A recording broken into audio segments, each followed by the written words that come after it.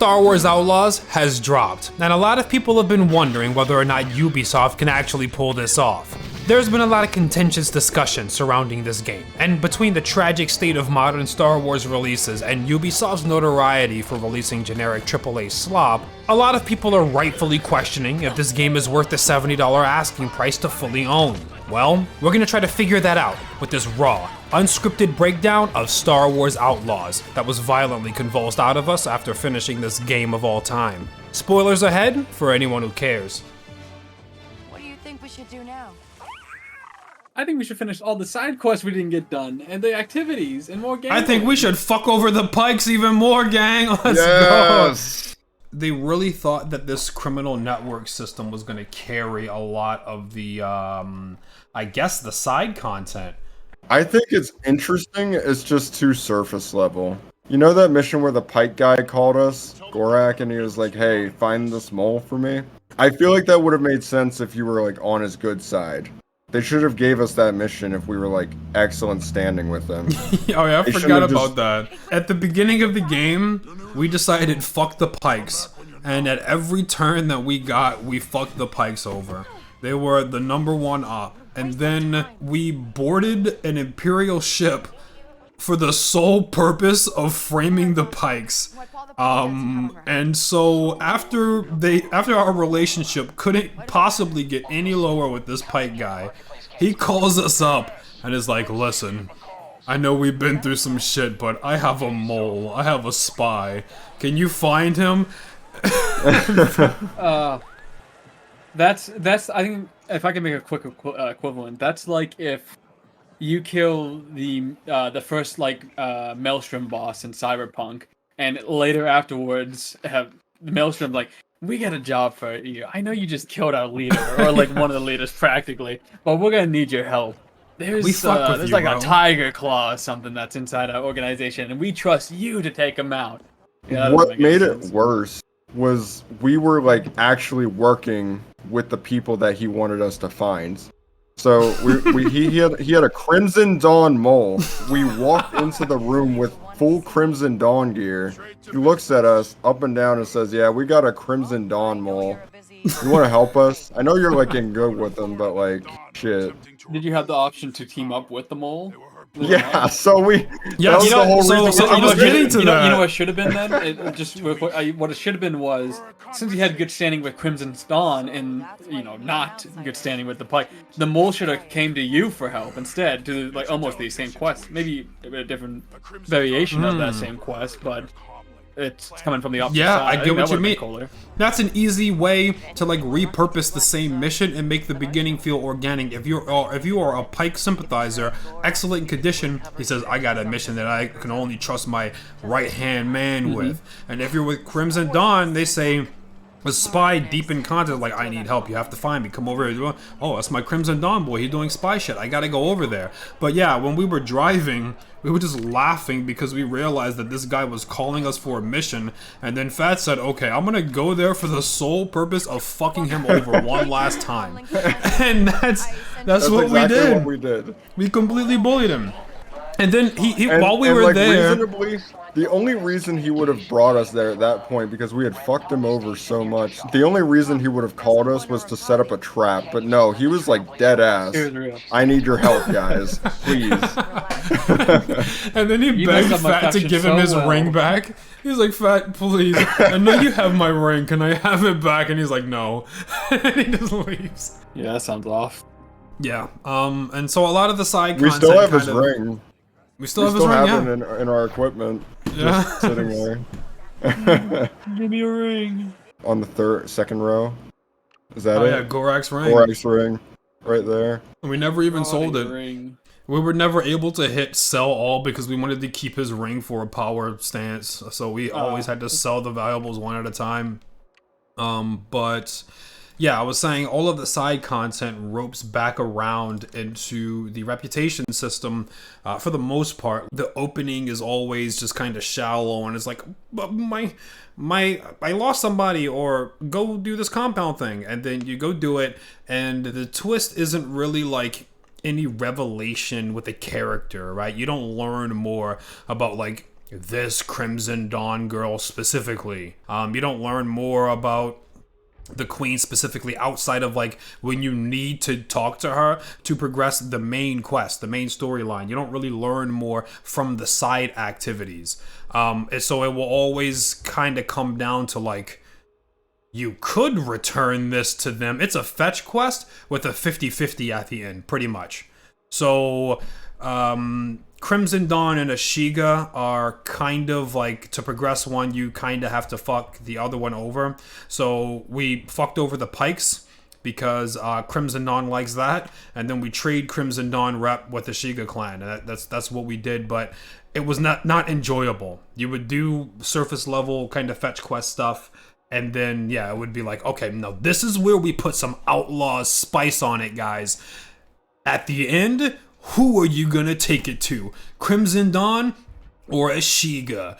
And that's it. Like, you would just get rep with them. And like, no matter seemingly what you did, it was really not enough to fall out of your graces with the people. We literally assaulted a top secret Ashiga clan like area that we couldn't even get into. No, it was a Crimson Dawn area. They wouldn't even let us near. We had excellent reputation. They let us walk through the whole place. They said, hey, what's up, Kay? When we got to that door, they were like, no, fuck off. You're not coming here. If you step through here, we're going to kill you. So later in the game, we get back there and kill like a couple dozen people. We fucking killed them at least to like death. 20 people just straight murked on Killed the at floor. Blaster bolts in their face. Kay was here. Sign like posted on the wall, like, and then we steal they their know it was valuable. us. We steal their We're still- valuable, Yeah, and we then stole give their it to their very rival. valuable relic. And then Gave they're it just to like, Ashiga. and they're like, that wasn't cool. That's really not cool, Kay. That was really not cool of you. And it just goes down a little. It's like, I Well, should we be still in good burned. standing, I guess. Yeah, and we fucked them over multiple times and we're still in good standing. This is after like 3 or 4 hits, to be honest. Okay. Yeah, they were very lenient for being a secret organization of cutthroat spies, pretty much.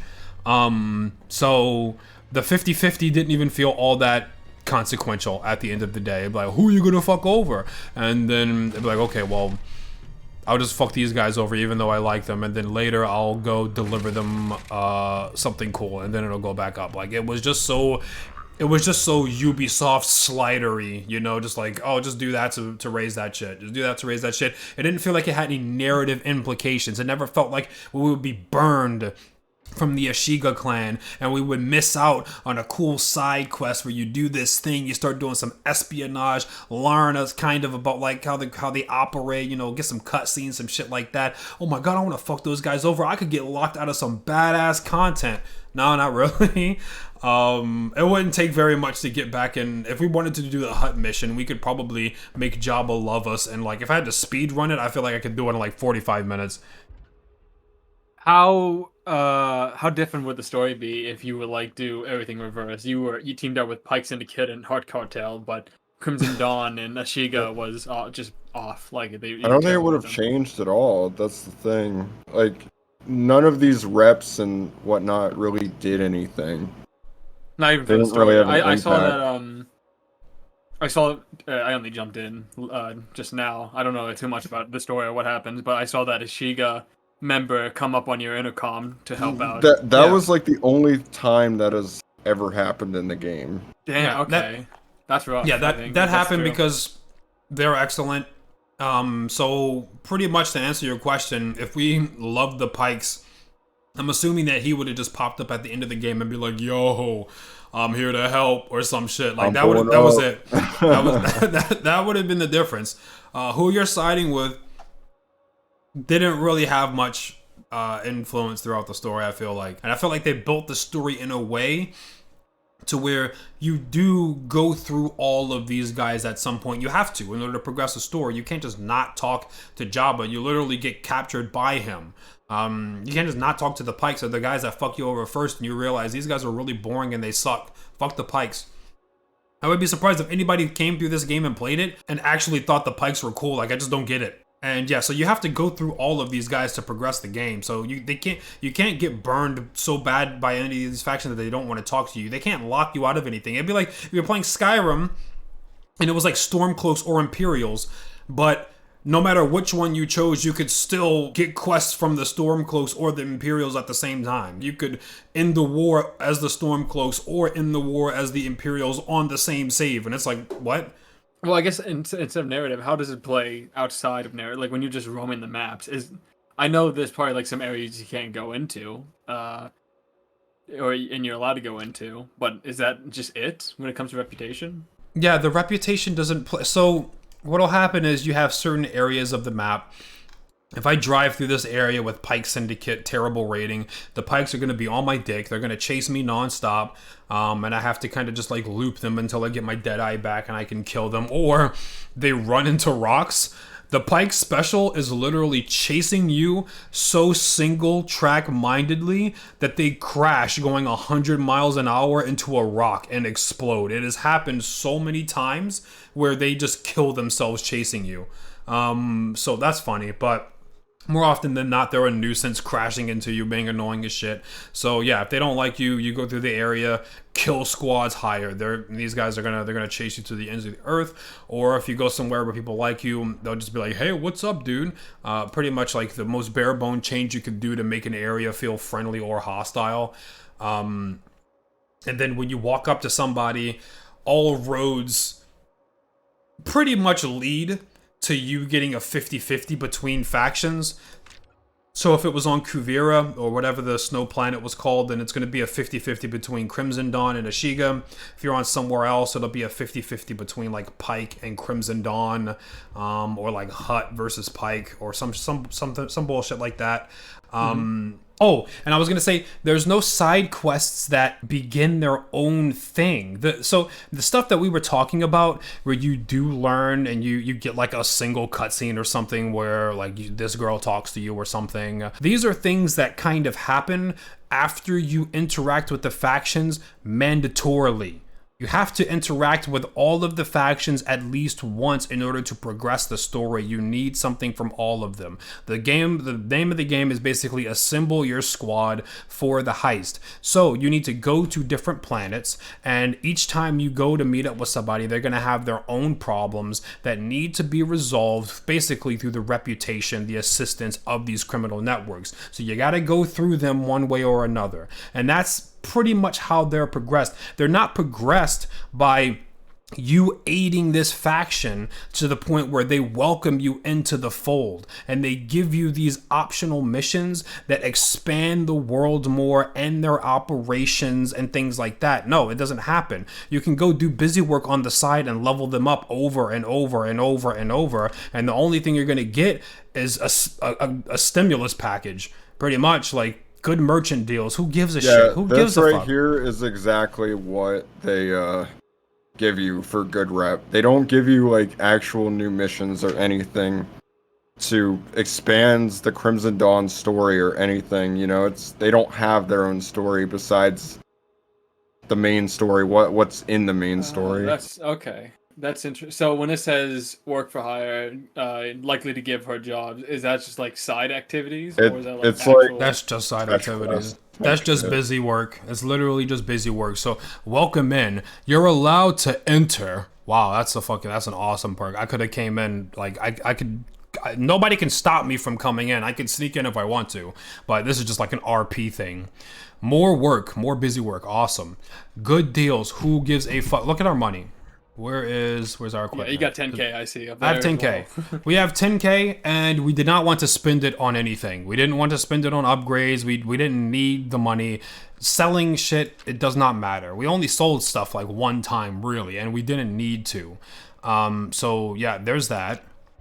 And then you have welcome gifts. So that's pretty much the only reason why you engage with these things, is because they give you drip, and then the drip has pretty strong set bonuses on them. So it's exclusive gear that you kind of got to partner with these guys to get. I think it's good. It makes like a very big difference. I really love this fit because it gives me like a lot of ability to tank and stuff, and then Waffle was he liked the Crimson Dawn fit because that was very specific for the way he wanted to play the game, which was stealthy, and it kind of gave him a lot of bonuses towards that. And you can kind of transmog it, so if you don't like how it looks, you can change it up entirely.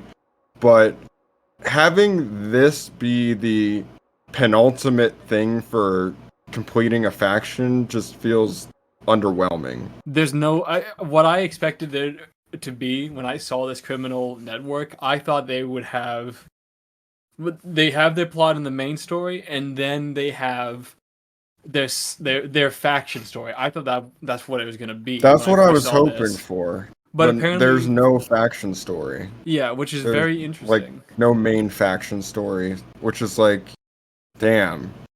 I don't know if they did it that way because they didn't want to like put resources towards something only like a fourth of the people will see, because you're like, okay, you're only gonna max out the Ashiga clan, so all these other faction quests that we got are gonna be pointless. But like, I don't know, like they definitely could have done it. They put a lot of resources towards making like random bases and stuff that, you know, like the Ubisoft thing where you have like random bases and across the map that you can raid for like resources and whatnot. They've got that here.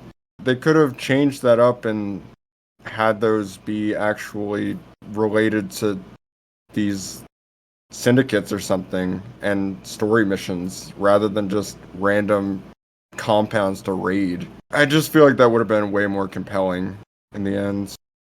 On a side note, I didn't see too much driving combat. Is the only way to delete enemies by doing some kind of Deadeye mechanic, and that's it? You can't like manually... That's actually the only way to do it.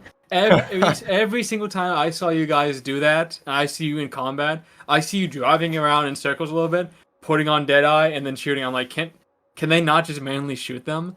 It's such a lame combat. I put me to sleep from when I checked in here and there. Yeah, and me and Waffle were actually looking into that. This was a design choice from Ubisoft's team because they wanted to make it. Their excuse was like they didn't want you to just go around and start blasting people and acting like out of character, essentially, by just rolling around and blasting people from the side of your bike. But I mean, you can just hop off the bike and still do that. Yeah, that's what I was about to say. Like, didn't Waffle just get done talking about how he just slaughtered 20 people to get an item? Yeah. Yeah, I mean, if that's the real excuse, then I mean that's a lame excuse if that's true. Well, how do you feel about the story? At the beginning, it felt very rushed, but it was serviceable for what they were going for. Kay, essentially, she starts out, she gets a job to go hit a casino, and the heist goes wrong and she has to go into hiding. Just as soon as she's like forced out and has to go into hiding, she's given a job instead to go and like raid Sliro, which is the guy that had the cape on. And we sling through it until we get to the vault room that we were literally just at in the final mission. And we break out the red Twi'lek guy. We were told that we were like there to get some credits or something, but that wasn't actually the case. We got trolled. And we get knocked out and left for dead, essentially. So we wake up and Sliro's like, bro, what the fuck is this? You actually broke into my base. And then Nyx comes and does a little funny and you break free and run away. Stealing a ship, you get a hit put on your head, a death mark for the rest of the game. And that's pretty much where the plot hook is you've got this death mark and now everyone wants you dead. And the problem with that, though, is that you are moments away from succeeding. The reason why you aren't successful is simply because you get stopped by the lock. So you've already made it past this area, this layout. You've snuck past these guys in the very beginning of the game, and you're only stopped because you couldn't break the safe at the end or crack the vault. So then the game is building up, and they told you that you're going to be going back there because his money is still there. So they're hyping you to go back up to do something that you've already done. But the catch is there's going to be more guys this time. You literally did it in the tutorial. There's going to be more. Do it again, but there's going to be enhanced security. Oh man, I cannot wait for this finale. This show's going to go crazy. I mean, you saw the ending. It was not well put together for a lot of different reasons. So, I guess my biggest gripe I've seen just entering was, so apparently this ND character had a restraint bolt or something. Yeah. So I guess you had to get an item to get that restraint off of him. Right. The Rhodian, he had something called the Freedom Spike, and it was like this thing that was hyped up to like, oh, it can break the bonds off droids and give them free will, essentially. So we were never able to free ND5 because we didn't really have the spike and we couldn't do anything about it. You know, he had this restraining bolt the whole time, and we were just helpless because we couldn't get to him and give him the spike. But then we got our moment to actually do it, and we don't even use it. We just shot it. We shot the restraining bolt. And that freed him somehow. We could have done that at any point. It's just that rogue outlaw luck that saved your friend. You shooting your friend with your luck. Just randomly blasting him in the chest. Yeah. You know, I would have spent money on Sabak shift cards. They could have ran our pockets with those. If each shift card was like 3K and it was good, we would have spent money on that, you know. But all the good stuff, they wanted you to do a lot of busy work for, which I guess is like, some people are like, I don't like just doing stuff and then getting XP and then opening a skill tree and just doing progression bars or whatever. But honestly, going in and then having something like, complete Enforcer contract, defeat enemies using any marksman rifle or whatever. So like, this stuff is cool, but I feel like they leaned too hard into it because then we just became self-sufficient and had no use for money. And so we were just doing stuff to be like, I hope they have Imperials on this mission for me to kill, you know, because I don't need. I feel like I'm gonna disagree. I really enjoyed the way that they gave out the abilities in this game rather than just like getting XP, general XP to dump wherever. You had to like actually go out and do the thing that, you know, if you want to get better at slicing, you have to go and actually slice. Yeah, I saw that. I thought that was, I don't know if it played out well, but that's a nice little change on how leveling systems could be. Want to play some Sabak while we wait for that, or while we talk? I was actually thinking, like, do we want to just hit up the big boy? We never got his juice. Oh yeah. I was thinking that too. We don't have any shift card. This is a 300 buy-in though. This might be Bosnock level. Like, this gives us a shift who the card. Fuck am I kidding? But we win, alright. So yeah, well, you should do this. I guess we'll do it. I don't know how to play this shit. So yeah, okay. Yeah, you do that. Who was talking? What were we saying? I was saying how it seems like they have an interesting level up system where instead of getting XP or getting to skill points, you instead have to do certain activities to unlock said ability of any kind. I think the first one I saw was you guys trying to unlock fast stealth crouch walking, which was simply you getting into compounds. I think you knocking out guards. Yeah. And so forth. I thought that was a nice I understand where you guys are coming from, but my thing is, I would rather these things be woven into a narrative, because then if it's not, and you complete a compound, then your reward is credits that you don't have to use, and a part for some random shit that you don't want to upgrade. Oh, dude, fuck yeah, dude! Turret fuel for the ship! I don't have a turret because I didn't upgrade my ship because I don't give a shit, right? Like a random ass upgrade that just goes somewhere. I prefer it if you're working with Crimson Dawn or some shit, and you're in their thing, you're in their arc, their optional arc, because there's 4 factions in the game, so not everybody's doing this. And so then they're like, all right, blah, blah, blah, blah, our Crimson Dawn spies have been getting caught or something. We want to up our tactics, and we want to have a better get-out-of-jail-free card. We're going to upgrade our smoke bombs, okay? But the Ashiga clan has the tech we want. Go steal that shit from the Ashiga clan, okay? It's gonna make them mad. But if you do that, our smoke bombs will get better, and we'll give you this piece for your smoke bomb. Instead of it just being like, go fucking assassinate Imperials and loot 3 chests and go undetected. That's way inferior. So that's what you mean when you say narratively into. Okay, yeah, I would agree. I think that would be a better system. I think the system that's in here, from what I saw, is fine. I think it's still better than just like most games. Just the fact that it's done with like actual objectives rather than like just XP bars or stuff. I feel like that's already just a much better system than most games. Yeah, but I would have to agree with Waffle. And let's say both in the same universe that you could either choose the leveling system that Outlaws already has, or you choose the one that Waffle is proposing. I think I would choose. So, yeah, obviously that's better, but that would also take more time to do. Which obviously, of course, yeah. And Ubisoft doesn't want to do that, so of course that's not going to happen. This game could have been good if you bring the scope down. You know, if you bring the scope down and you focus on specific things, you could get the same product but better. And I think that's Go ahead. It's just bloat. That's what it comes down to. It's just bloated systems and stuff. I think that's essentially what it is.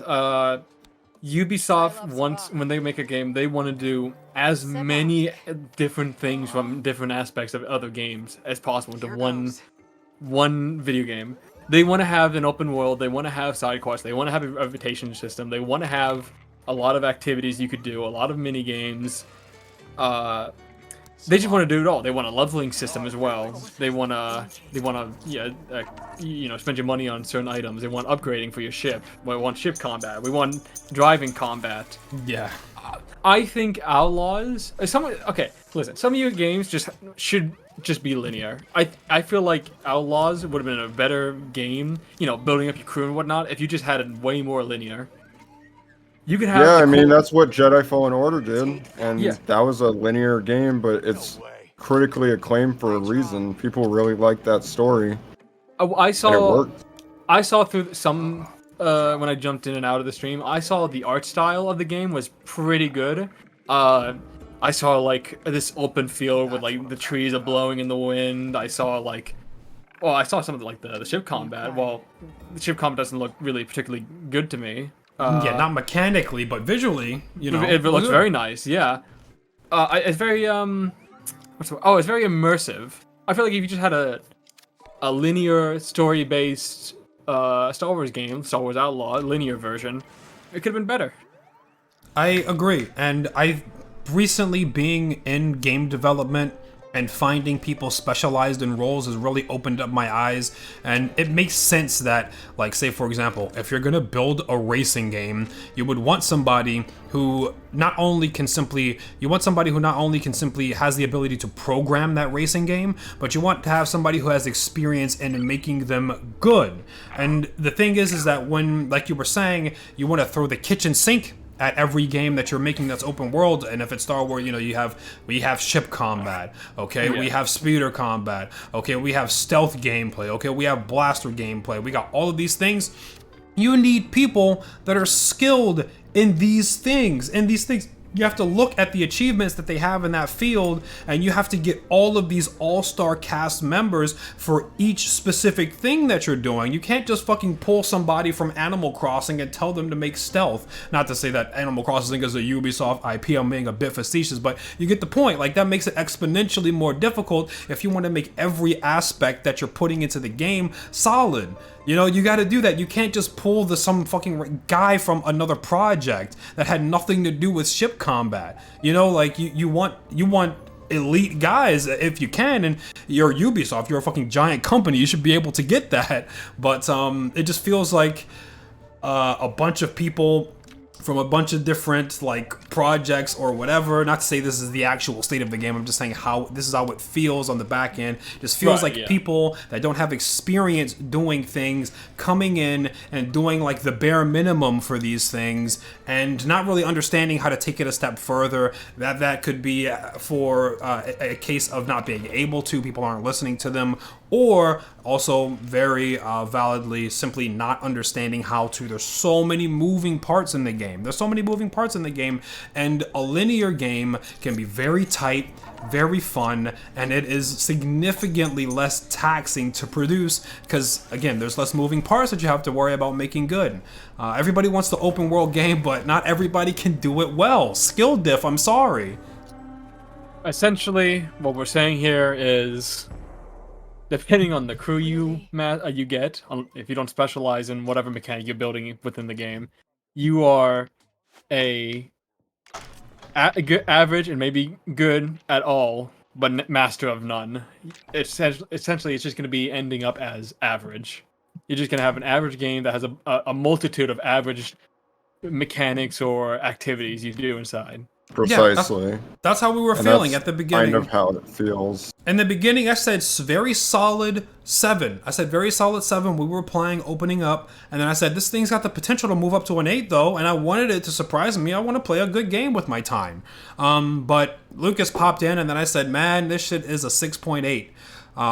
It's dropped down for me, and you get an average game, and a lot of people have been playing this kind of Ubisoft game, this open world game with the things and the do that and the markers and the stuff. And so when you're just being constantly inundated with that stuff, a 7 is like, if you're fucking tired of seeing it, becomes a 4, you know, because you have seen this so many fucking times. I haven't played a lot. Yeah, I feel like this is really like it kind of ran its course midway through the game, and like it had revealed its hand. Like the game had shown its hand, and it didn't really have anything else to provide. I think once you get to that point, that like the game isn't really showing you anything new, I think it just wears down, and from there it's like, all right, we're just doing the same thing over and over again. I think I've had enough. The structure got really repetitive for the main story, okay? You have to assemble your crew. Pretty big, but all right, yeah, do it. The structure was too samey. Okay, you have to go get your. You got to go find a locksmith or whatever the fuck. Okay, go to this planet. Guess what? The guy's in trouble. You got to get him out of that trouble. Go to the next planet. Get your guy. Guy's in trouble. Get him out of that trouble. You do that over and over and over again. In the end, 9 out of 10 game. I think it was pretty good from what I saw. Oh shit! Pretty solid all around. Shit. Another win for Ubisoft. How did you guys feel? What's I think more important than story, character. How do you guys feel about characters in this game? Well, the one that makes the most sense to talk about is probably K-Vest, the main character. The main character, Jane Outlaw herself. Yes, the big K. You know, I really do like that they added this new character, and they were brave enough to just make her the strongest in the Star Wars universe, being able to outforce Darth Vader. She ragdolled Darth Vader. When she force choked him and slammed him into the ground, that was like the highlight of the game.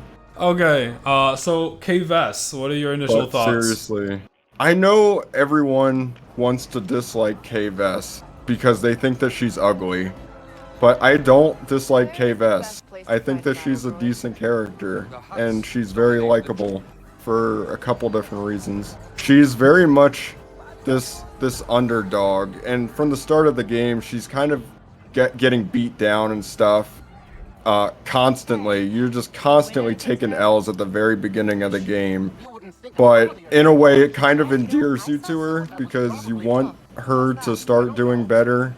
I think that's really the best way to do it, is just have this person constantly getting beat down, and then they turn their shit around eventually. Now, there is a bit of, that is the character, that's how they are written, but it doesn't feel like that, not to go too much on a side tangent, but I would have liked them to embody that outlaw, rebel, roguish kind of guerrilla energy all the way throughout it, especially in things like the animations. She just walks up and caves troopers' helmets in with her fists. I wish that she didn't feel so much like a tank in combat, and that See, she that's did the only use those thing. things. It feels like combat is very disconnected from who Kay is as a person through most of the game and in the cutscenes and whatnot. She doesn't seem like this powerhouse that can just knock people out by shoving her fist in, a stormtrooper's helmet and breaking it. Okay, like, it's just ridiculous. It would break her hands, But Yes. she does it. She doesn't look all that powerful. I don't think she could do that. It's not really all that believable. It looks She's dumb. not even pistol whipping them. She pistol whips them No. sometimes, but for the most part, she's always backhanding or punching. Yeah, if she was using a weapon of any sort, a pistol to backhand them or something, or like that electro baton that we end up getting, that would have been cool. But no, she just kind of smacks him in the face. It's very dumb. But I meant more so as a character. I think that part of her, like her personality and whatnot, shines through, and she's very likable. Yeah, I think that and I don't think that that's a majority of the subset that you were talking about, and I'm not saying that you're implying that, but the people that feel like they wanted to come over and kind of premeditatedly hate on the character because they felt like the creators were establishing some kind of agenda because it's Star Wars and the character doesn't look one-to-one like the person that she's modeled off of, who is wearing full makeup and like red carpet attire or anything like Right. that. But she's also an actress and stuff, and Kay is not an actress. She's a smuggler, and And she's when you- not very... And when you know, get I- past that, you get a character who I think is well performed. And when there are some disconnects, like we were saying, between the gameplay and what's going on, ultimately I do like the direction that they went with the character. And contrary to what a lot of the people were screaming, which is, oh, it's Star Wars, it's going to be something with a woke agenda, if you have to take anything away from this story, if you have to take anything away from the character Kay Vess specifically, it's that she's not somebody who can have an ideology shoved down her throat. She very much marches to the beat of her own drum, and if Yeah. anything, encourages you to think for yourself. That's definitely one of the highlights of her, I feel. Throughout the game, I was waiting for her to just end up becoming a rebel, like how it kind of happens in a lot of games where you're playing the Star Wars game and then you end up getting sided with the rebels because they're the good guys. And in the very beginning, I really thought that was going to happen until they end up turning on Kay and fucking her over. And I was like, okay, is she still going to end up like turning and being chill with them? Well, for most of the game, no, she kind of hates their guts and thinks of them as no better than really any of the other crime syndicates that she's working with. It's just another group vying for power. Kay is very much a self-centered person, and I feel like that's something that's very different in the Star Wars universe, because everyone's always like working together and stuff, and she's very much just her and Nyx trying to survive out here in this crazy ass world where everybody's out to get something and use other people. She really is she's the very much a perfect- person that doesn't trust other people easily, and I think that she has kind of earned that mistrust by how many people have fucked her over. I think that she is the perfect character for an outlaw game. For this game, the game that they envisioned here, where you're supposed to be playing sides for different factions, because if there were somebody who did drink the Kool-Aid very easily and were willing to jump on board, then it's something that encourages the player to do something that they didn't want to do from a design standpoint. They didn't want to flesh these factions out so much, and I'm not saying that that's the best thing to do, but when you finish the game, contrary to what any marketing or anything may have you believe, the depths of these factions don't go very far, and they really exist just for you to You pretty much just use them.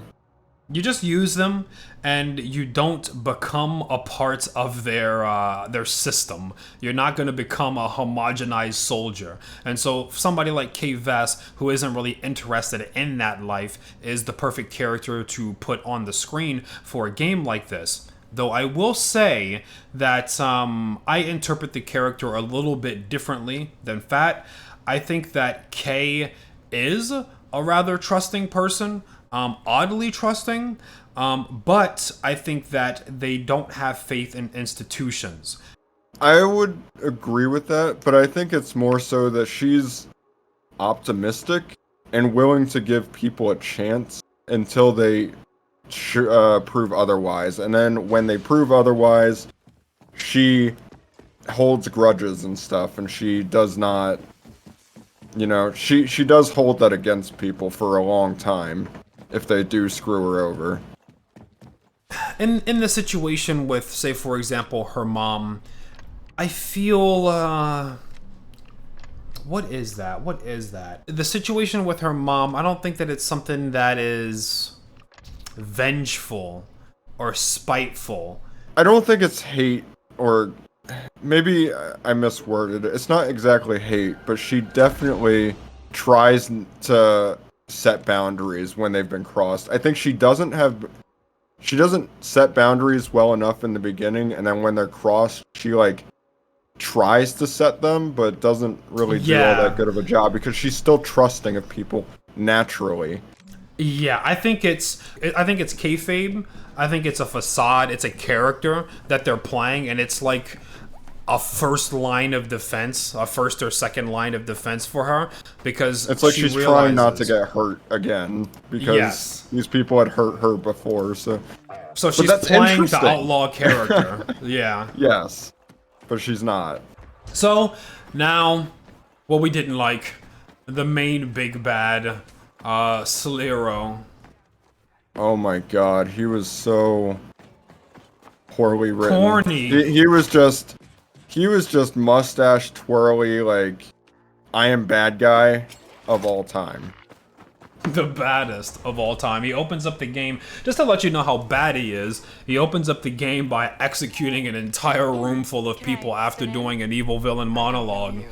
So that, you know, he's just that bad. He brings together all the criminal syndicates to hang out with him, to explain something to them, and then he ends up murdering all of the people in the room for some reason.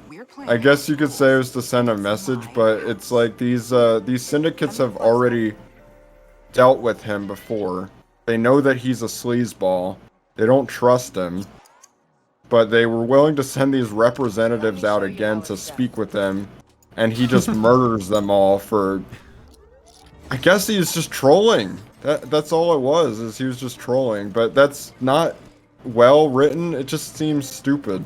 So ultimately, Solero feels above the criminal network, and he's dealing with the Empire, working for Darth Vader. So he very much feels like a government-funded criminal. He's above the people who have to combat with each other. And but at the same time, he just doesn't seem very smart. He doesn't feel very calculated. And ultimately, his downfall is approaching the main character of the game, Kay, and her full outlaw group in just bare clothing and a cape with 4 dudes as support and 1 assassin, who, mind you, has been tasked with killing Kay multiple times and has come back empty-handed. This assassin has spent many a time with Kay alone and has not come back with their head and has not raised any suspicion from Solero, only scorn. Because I would have to assume if there were any suspicion raised, he would not have put his life on the line with her pulling the trigger. His final goof is really one of the... I remember when it happened, it was just like, why are you here, dude? You don't have to be here in your vault full of shit that you're like trying to protect. If you knew that Kay was gonna come and take your shit, you could have rigged the vault, got your stuff out of the vault and rigged it to explode when she goes inside. Easy. You kill everybody. You kill all your enemies right then and there. But he wanted to do the evil villain, I caught you all in my trap. Take this. And it didn't work out for him because, of course, it didn't. Before we switch gears here, I feel like we should be able to just wrap up Solero's brother, I believe. Jalen. Jalen. So, yeah. Jalen is the... How do we talk about Jalen? Take that. Secret villain, basically, twist villain. Yeah, twist villain. He shows up once you're at the end of the first planet. He comes to your ship and he's like, hey, you're gonna do this job for me. You're gonna break into the vault. Here's my robot to make sure that you do the job right.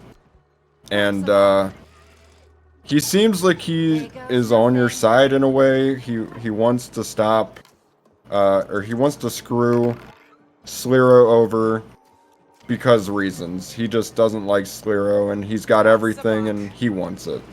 I'm just talking about before. Yeah, I think he just wants Yeah. Solero's money. That's the facade he puts He's up. He like- just says, Solero's really rich, we need his money. Yeah, pretty much. And then later on, the big reveal is it's his brother. It's his brother. They've got some history that I was a little too livid at the moment to realize or to get engulfed in, because I was wondering why the hell Kay was not freeing the droid while she had the freedom spike in her back pocket and the evil villains were monologuing at each other.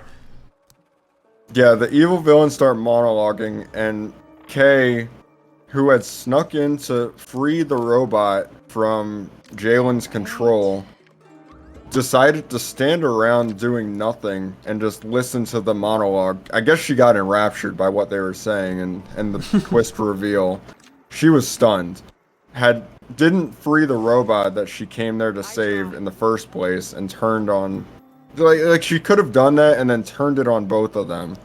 But no, she sat around doing nothing and then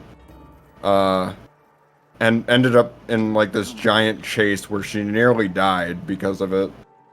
So, talked a little bit about Solero, less about his brother, as that dynamic is just not too interesting. And let's go to the other guy that's on the cover art of the game, sharing it with Kay and Nyx, ND5.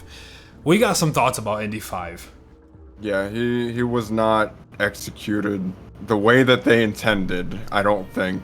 ND5 should have been executed. Okay, I wouldn't go that far, but they definitely didn't do him justice. Even in the trailer, I think that they gave him more of a big role. I felt, but he's kind of just on your ship most of the game. He doesn't really come out for any reason, except for I can only think of one mission where he actually came out and showed up. But besides that, he's on your ship doing nothing. Fuck all. He talks to you over Pretty the much. comm link, and that's about it. He talks to you over the comm link. He's not particularly warm to Kay to be personable or anything like that. And I think Kay is understanding of that because she sees him as just a robot under the control of their master, which is what's his name again? Solero's brother. Jalen. Looks like Jalen. He's just under the control of Jalen, and she kind of mentions sidely in a remark like, and once we get that freedom spike, we can do something about blah blah blah. And then he responds, I am not a slave. I am free. And then Kay goes, yeah, okay. Totally. So he's just operating by his programming. He's pretty by the book throughout most of the game, and so when it comes time for you to lay your life down on the line and go the full distance to save him, it just feels contrived. It doesn't feel like it's something that should have actually happened, even though Kay is a pretty warm and accepting person who feels like they get a pretty good reading on people and bots alike. It still felt like it was pushing it for what Kay was really getting into to save this bot who didn't do much for her. Yeah, their relationship, I mean, I think they needed more in the main quest to really sell it. It just wasn't earned by the end of the game. At least through our playthrough. If there was like side content that we just missed, maybe, but this is, I feel, something that should have just been main content if she's gonna have this kind of emotional connection to him by the very end of the game. Yeah. After we completed the game, we did a quick little side mission, and ND5 was out of the ship. He was with us, and our It was reaction crazy. was priceless. We were like, "Whoa! I was like, why what are you didn't this doing here, happen? bro?" Why didn't this happen in the main story? Like, if you're trying to have us build this relationship with him, you know. Yes, that stuff needs to be in the main quest line. Whether or not, when somebody completes the game and you're trying to sell the gamer on a relationship, an organic relationship that has blossomed over time, you don't want that to be optional. So you need to make sure there's enough stuff in the mandatory main quest line that makes it feel that way. And it's like that for it can feel like that, say, for example, with Johnny Silverhand and V from Cyberpunk. You don't have true. to do the side stuff to feel like you're getting tighter with Johnny. Now, you can still be an asshole, pick the asshole options all the way through, but if you do no side quest Johnny stuff, you can still feel like, hey, I got closer to this person over the course of the game. It's not optional. You feel you understand them better. You're kind of getting closer to them just by the fact that you're doing shit with them. You're actually like going through these hardships. You buy K going off the rails and doing anything to save Nyx. It makes sense. Does not make sense for ND5. It's her dog. ND5 is just her babysitter. He's not like even in full control of himself. He kind of just doesn't even have much of a personality throughout most of the game. He's just there. Oh, I was gonna say, so this game is, and all of the characters that Kay meets and that we're getting and assembling to be a part of this team, you start to realize what this game is. You start to realize that this game is Kay's crew's origin story.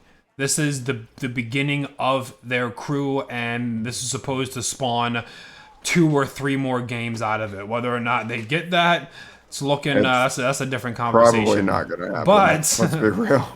This was supposed to be their origin story, and I understand that even if the dynamics for this group only really get fleshed out towards the end because it's their origin story, but this isn't even really the case. This feels like they started off distant, and even after the origin story has come to the conclusion, they're still distant. So I was under the impression from the marketing and things like that, though I hadn't watched every single piece of marketing, that this was going to be Kay's crew, and that you were going to kind of get on board with them pretty decently in, and then you would have a crew that you're doing stuff with, and it wouldn't have to take all game for you to sit back and go, these are my guys. But that's what you get here.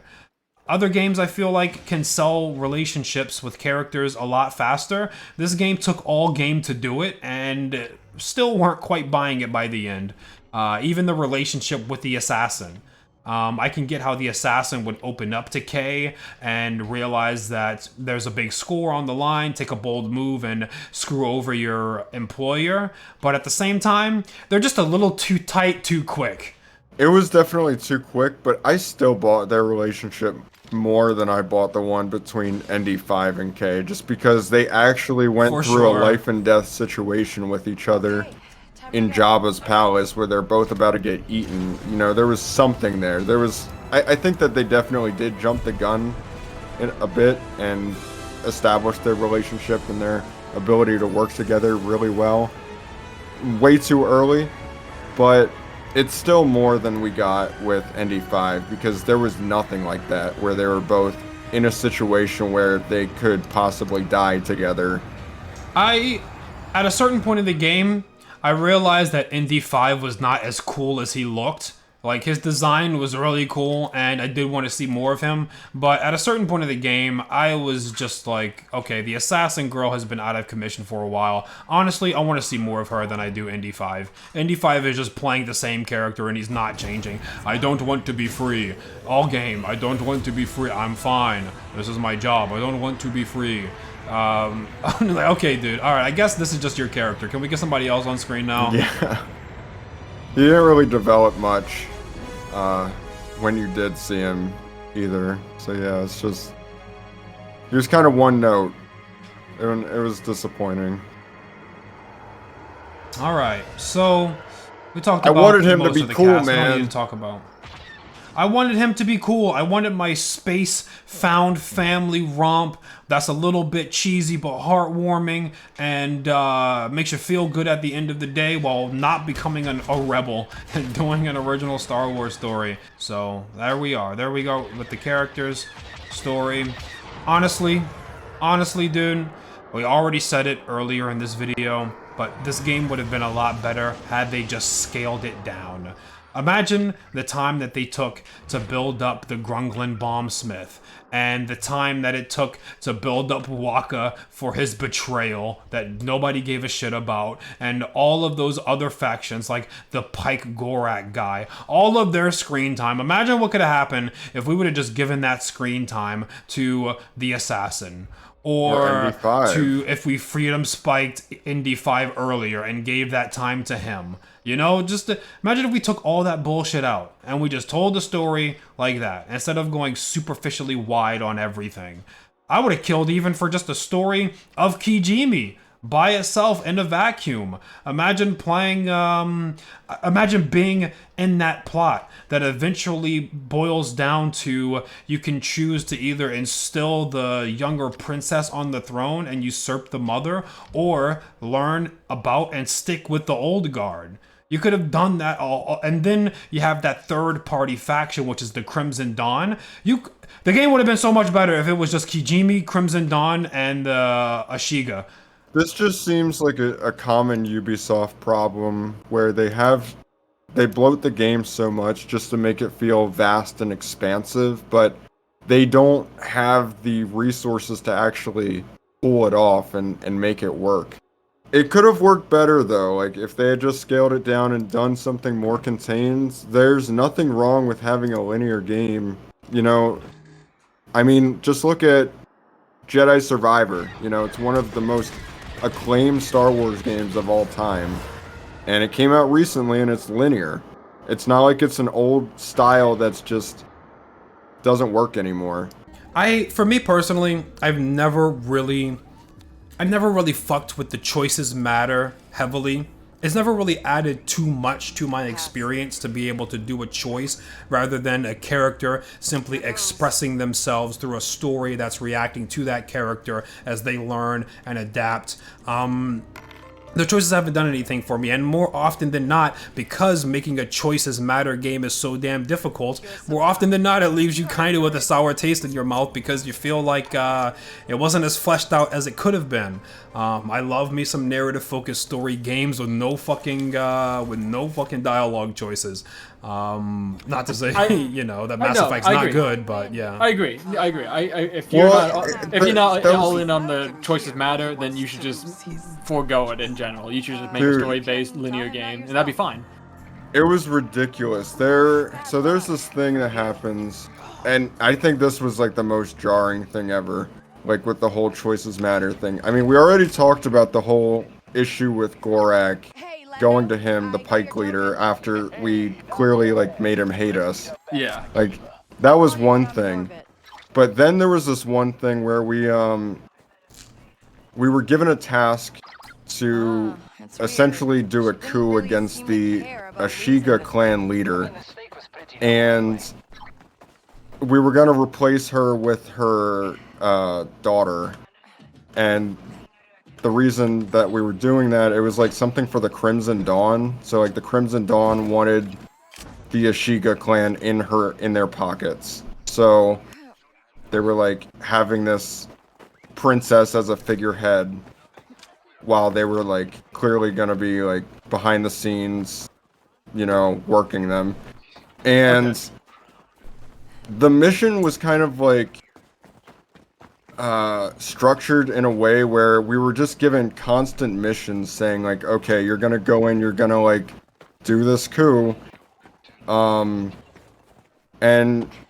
we weren't really like, me and Waffle didn't really feel invested in like it sounded like a bad idea, you know. You're giving the Crimson Dawn a monopoly power over, you know, like they have the power of two factions at that point if they own both the Crimson Dawn and the Ashiga clan. So we're like, that's just a bad idea, let's not do that, even though they're trying really hard to make us do this.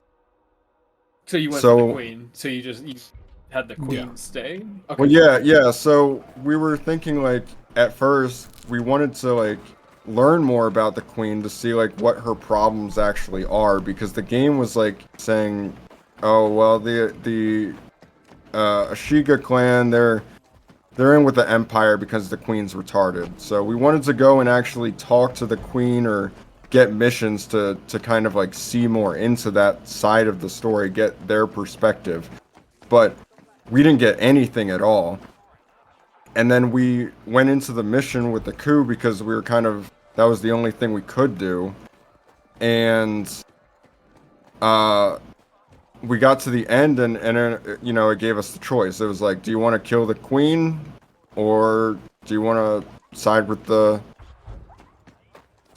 queen? Like, who do you want to work with? And we chose the queen, and it killed the princess.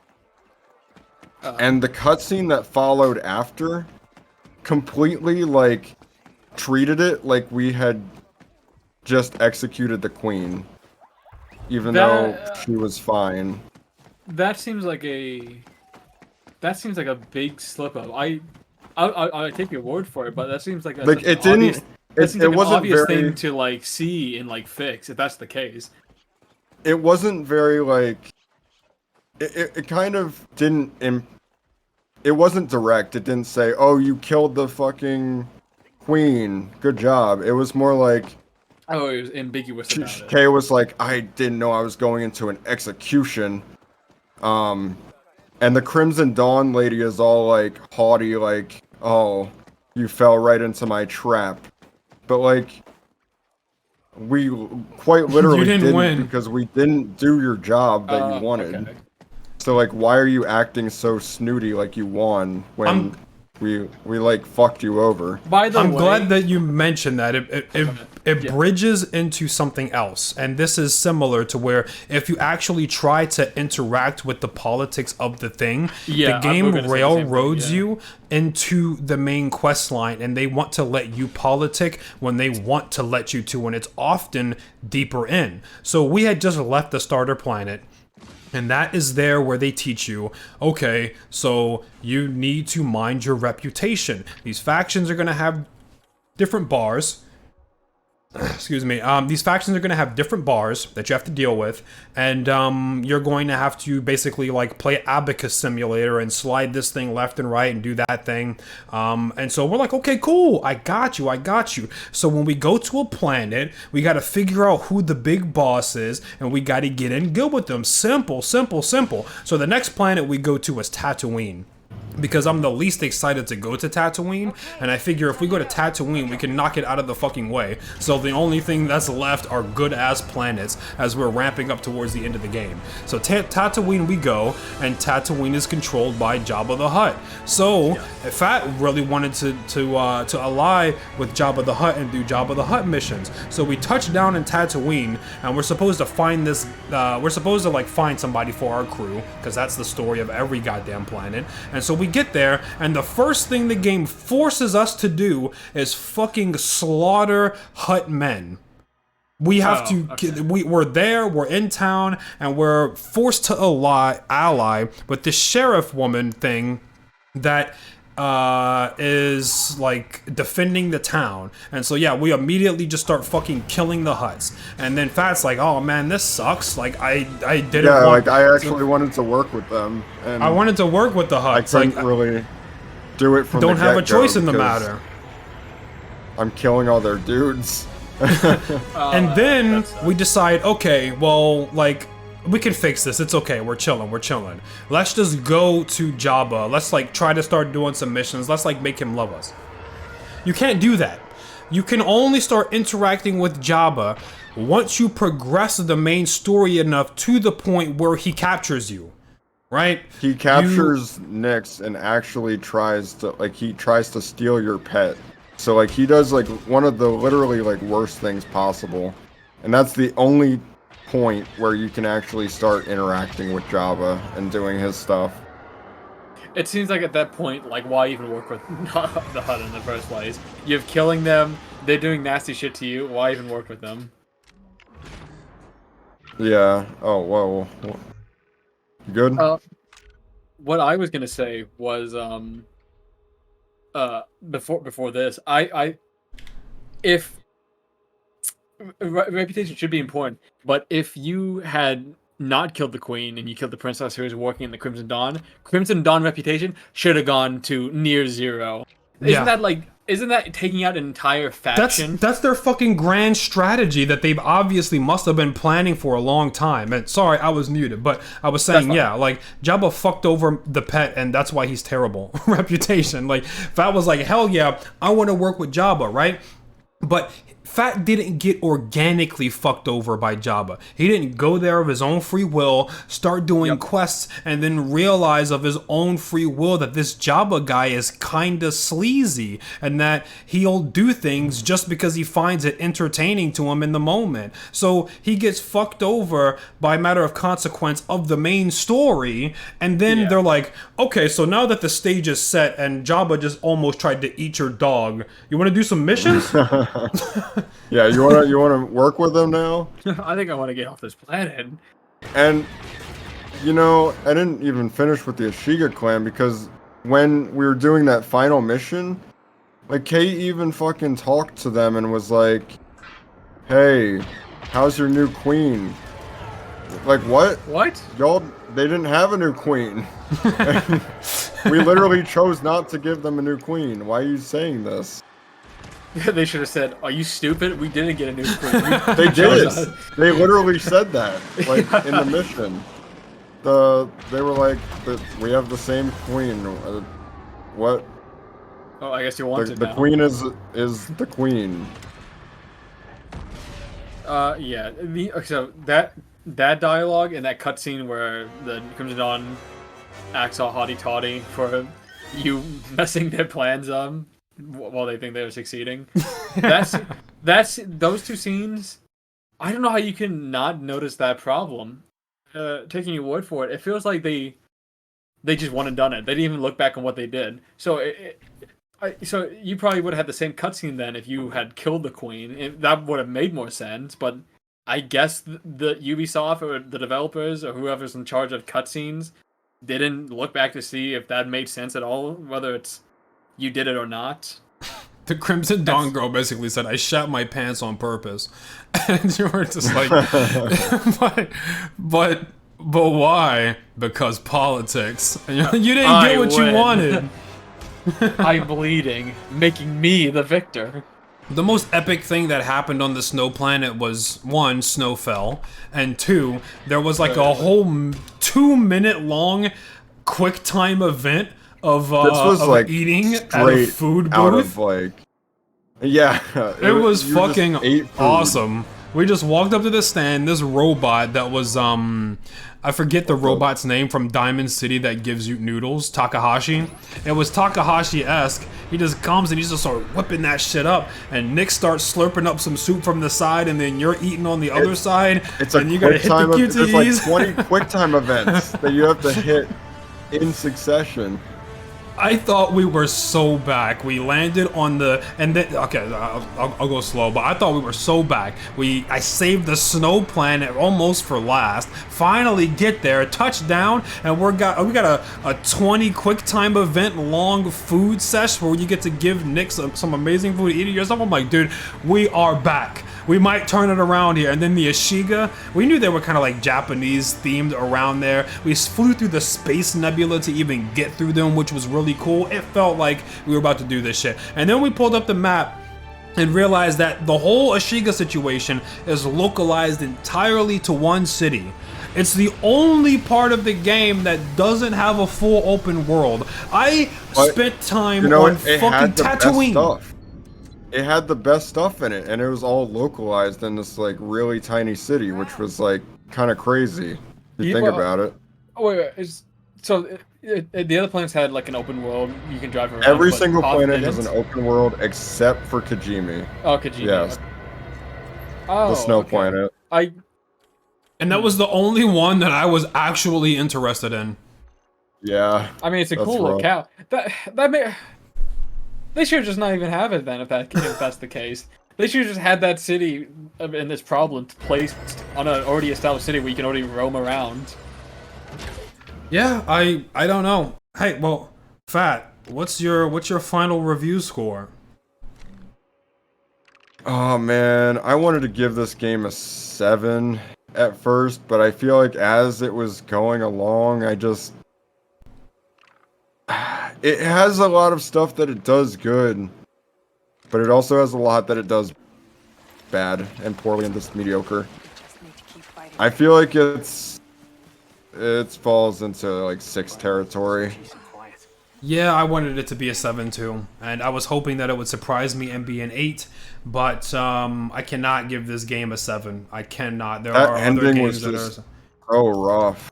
Even if the ending was good, even if the ending knocked my socks off and was hella badass, but that has like such a huge 7. impact on like how the game sits with you. Like, it's too much of a trudge. Not me. I don't have any recency bias. I'm gonna remember everything, and when I recommend a game to somebody, I'm gonna remember the highs and the lows. I'm gonna think about for them to get to the end of the game, what do they gotta do? They gotta be fucking speedering through Pike territory, being chased by guys who are fucking slamming themselves into rocks at 200 miles an hour. They gotta do tedious things. There are gonna be some great quests in there that are few and far in between, and they'll never beat Bosnok at poker. And with all of these things considered, even if the finale is great, the repetition is just too much. Repetition is too much. God forbid they play Stelff and they see all those takedowns of K punching stormtroopers in the head. And they weren't even good. The stealth was just bad from the start. Like, the stealth was so unengaging. I'm surprised coming from like the studios that made like Assassin's Creed. I mean, I guess the studio Massive, whatever their name is, they didn't make Assassin's Creed, but like Ubisoft, they own it. I'm sure they can like give them stealth like mechanics and whatnot from their other games, or like anything to base shit off of. The level design for the stealth in this game feels like you're going to spend a lot of your time. It feels like just waiting. It doesn't feel like sitting around a corner, and then when you like actually complete your plans, you know, you get the guy lured over to your corner. You get like the shittiest executions that I've seen in a long time. Like, that's your reward. They're bad. They're really bad. So you're waiting. You wait for the stealth to play itself, basically. The stealth will play itself, and then you go through it. You get really bad assassinations that don't feel that good. People can say what they want about Assassin's Creed Shadows, but what I was seeing from those executions, that shit was slick. The girl was running in. She slid. She like tripped one dude, stabbed him in the neck, and then like kipped herself back up, all in a few smooth motions. Badass. I could see that 100 times. I'm not going to get upset. There wasn't even a slide animation takedown. You run up to somebody, you slide smooth and slickly, and then you press V, and then your character just jarringly resets, stands up into a random ass dog shit standing takedown where she punches a stormtrooper through the helmet and gives him CTE somehow with their bare knuckles, even though they should be broken and bleeding after doing that for the 200th time. And then you unlock the stun baton in hopes that your execution game will get cooler. And then she fucking stun batons them into a punch in the face. And she still punches them. Yeah, and she only does it on elite people, so you don't even really get to see it anyways. Yeah, man, it's a rough state of affairs. The stealth was not done well. So if I'm gonna recommend this to somebody, there's two ways you can play it. You can play it guns blazing, or you can play it stealth. That is it. A lot of the times you'll have a little bit of a hybrid, but also similar to the narrative, the stealth. What do I say? Consequences are not there because the way that the levels are structured, it's like it resets what it wants you to do. Sometimes it says don't raise an alarm, and then if you get spotted, you're found out instantly, and then you just have to instantly reset, which I think is lazy, but whatever. And then there's times where they say you don't have to like not raise an alarm, and so you can go loud so long as you don't let anybody pull an alarm, which they don't have the most urgency in attempting to do, mind you. And so if you successfully blow up a hangar of stormtroopers and, you know, you make the most amount of noise possible, but nobody pulls a lever or anything, and then you go to the next area and it's like, don't raise any alarms. It feels like you're taking turns between going absolutely batshit insane and then doing stealth. And it feels so, you have to suspend your disbelief so much because you're inside of a ship that has cameras and people on radios all throughout. It's basically a hive mind. So it's like, it doesn't make any sense that you're taking each room differently and that the rooms ahead are not factoring in the information of what happened into the rooms before. A lot of the times when we would assassinate people, Palace where I like started blasting. I got so tired of the stealth because we couldn't even handle any of the Gamorreans because they were all resistant to just normal stealth attacks. But we had to like, you know, I didn't really have a choice. It was either like stealth through them and not raise, because I couldn't raise the alarm at all. So I had to stealth through, or I had to go loud and kill all these really tanky enemies. So I just started blasting because that was the best thing I could do. And in each section, it was like Boba Fett was like sitting there, like just pouring over like some shit on a table. yeah. And like didn't realize the fucking explosions in the next room over were like Yes. something that he should check out. No, not done. Y'all almost got away with this bullshit. No! So this game, whether or not you're doing stealth or actual combat, has a soft cover system. It's got a soft cover system where you will walk up to cover while crouching and you will kind of like snap onto it, kind of. The problem with this is that you don't actually know when you are fully in cover. And so while Kay can pick her hand up and blast over the cover just fine sometimes, by the way, sometimes because you're not snapped into soft cover, you can aim your gun and you can shoot the wall and blow yourself up. Or you can deadeye and like hit a fucking, I don't know, God, hit the corner of something. Frustrating thing ever. It's always happening to me. It wasn't all that rare. It has happened quite a few times throughout the playthrough. And so that's the combat side of things that the soft cover fucks you over on.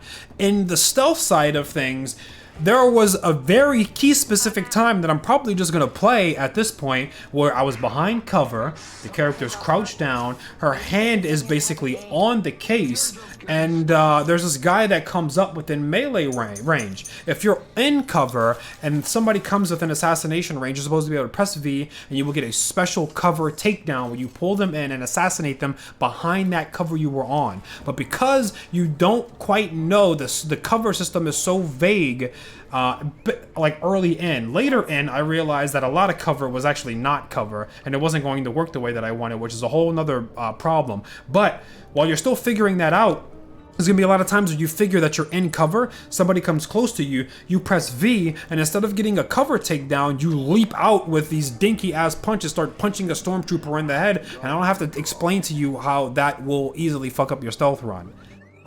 So yeah, the cover system is problematic in terms of the combat, the fluidity of the combat, and the stealth. There should have just been like a snap alongside the soft. I do love soft cover when utilized right. I would have preferred like a manual thing you could snap in, something like that, whatever the case may be. But leaving it vague all the way through until you learn what is and isn't doesn't feel the best.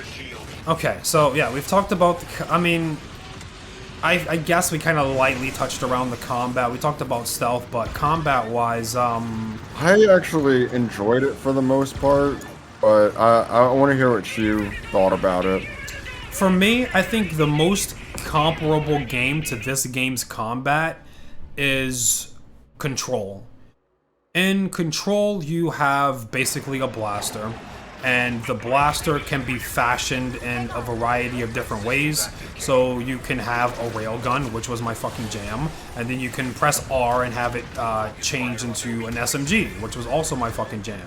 And so you would cycle between that, you would mod it a bit, and so doing that was cool, but it would get really fucking boring, just like how I felt in Star Wars Outlaws. But the difference is, I mean, I can't really talk about this without spoiling some things, but Jessie basically has the Force. So she can do a whole lot of things that make the game feel a lot more cooler and give some life to the idea of just swapping between two pistol modes. You can yank things out of the sky, basically parry rockets, give yourself an earthbender shield wall and throw it at the enemy, fly, slam, do all kinds of different shit. So it gives you a really cool, it gives you more things to kind of, I guess, yeah, extend your enjoyment of that system. For this, no. It's literally just cover, boom, switch mode, spray, cover, boom, boom, boom, boom, switch mode, spray. Occasionally, you'll pick up a weapon. Hopefully, you don't get that one grenade launcher. That shit is ass. And then you like use a weapon and you'll use it up, and then that's it. Some people might then say, if you don't like the blaster, then you should have just went down the path of being able to use other people's equipment more. And to that, I say, I don't want to put perks into something that allows me to use a weapon more, and then every time I get into combat, I'm hitting a fucking Call of Duty Zombies mystery box, praying that the Stormtrooper drops the weapon that I like using. See, but I kind of like being able to go into the, like, and see just, like, what weapon I'm gonna be using for this particular fight. It felt very video gamey. I'll say that was my, like, biggest complaint with it. Like, why the fuck can't you, like, pick up this blaster, K? Like, wouldn't you actually want to hold on to this? Like, this is kind of a big deal, you know? Yeah. So it felt very, like, gamey the way that she kept tossing all her good shit away. And that was, like, the biggest annoying thing for me. But, like, the guns themselves were fun to play with because they were made so, like, powerful compared to the pistol, because they were, you know, the power weapons of the game. So, like, they felt kind of rewarding to use, even though the devs clearly didn't really want you to keep the guns. I guess. I mean, the sniper rifle was basically just a 3-gun that shot a bit faster. That's all I really felt from it.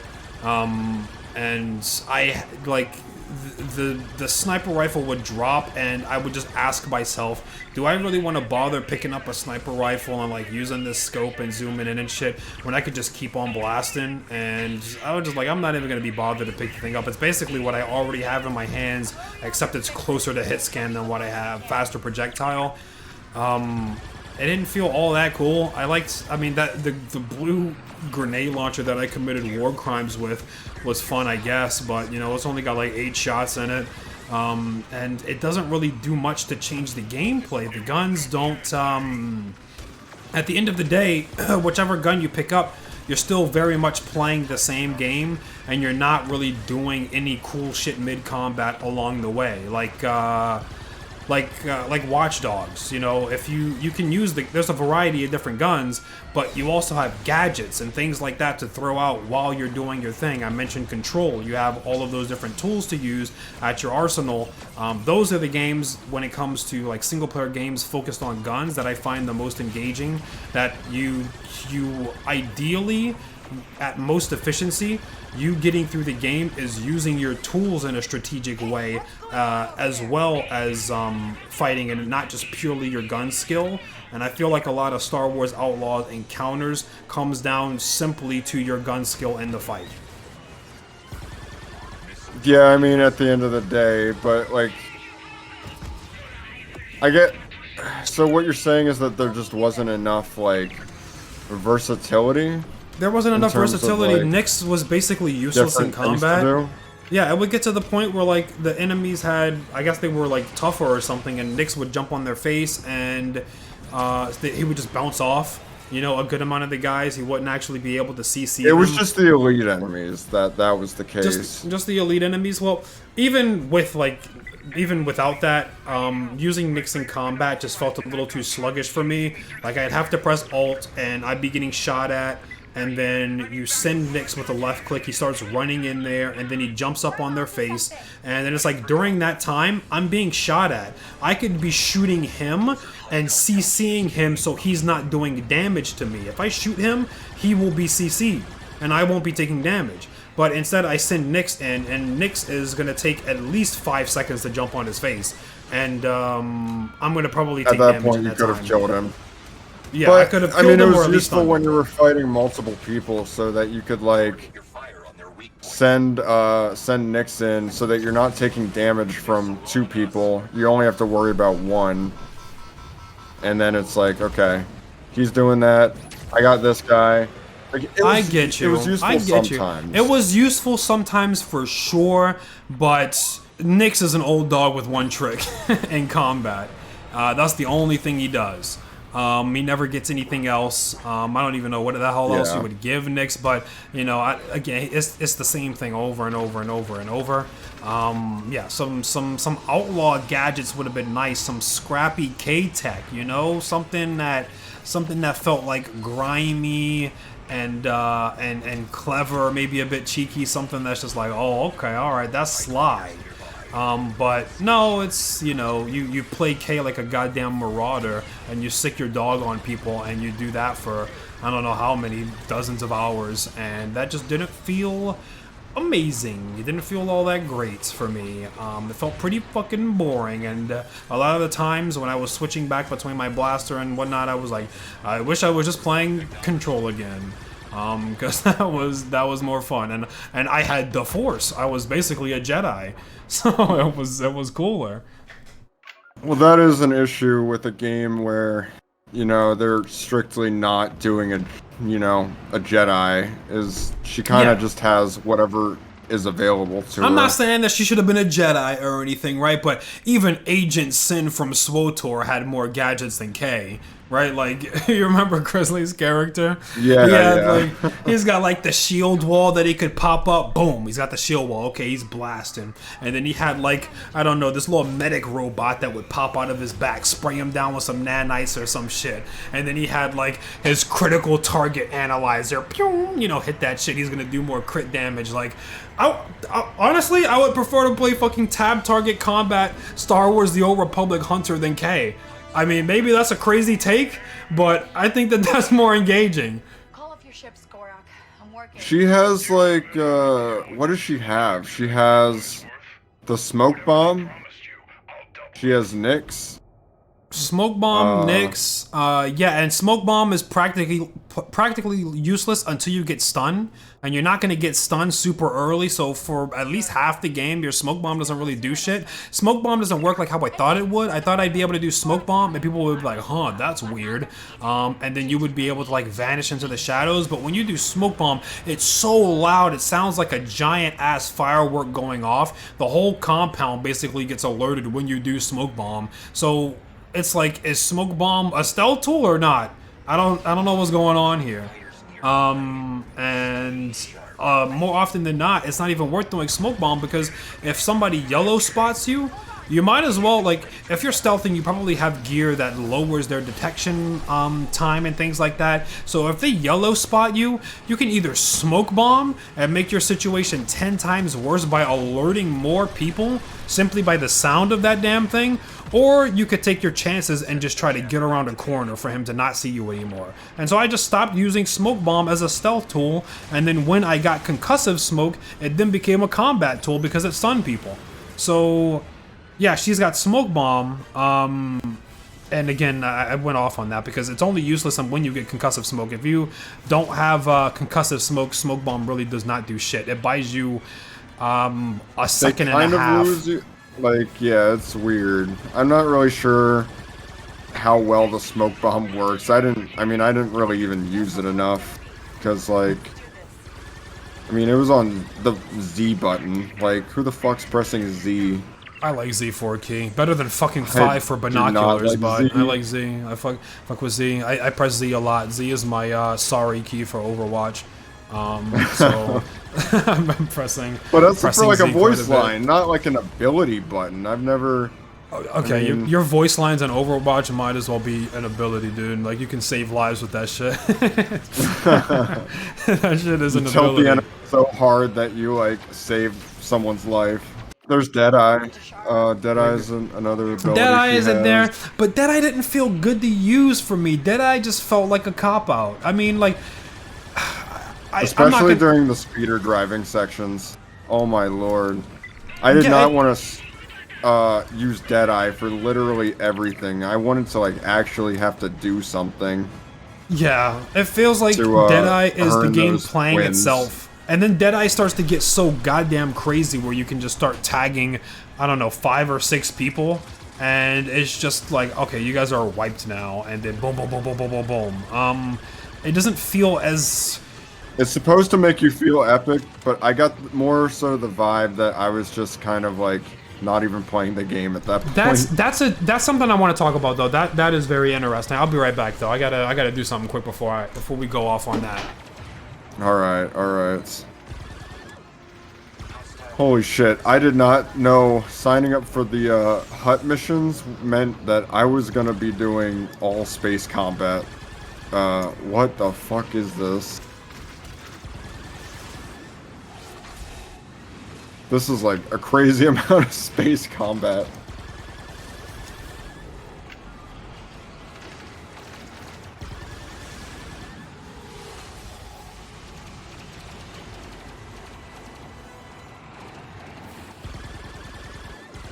I feel like, I mean, I guess I gotta save the conversation for when Waffle gets back, because there's just too much shit to say.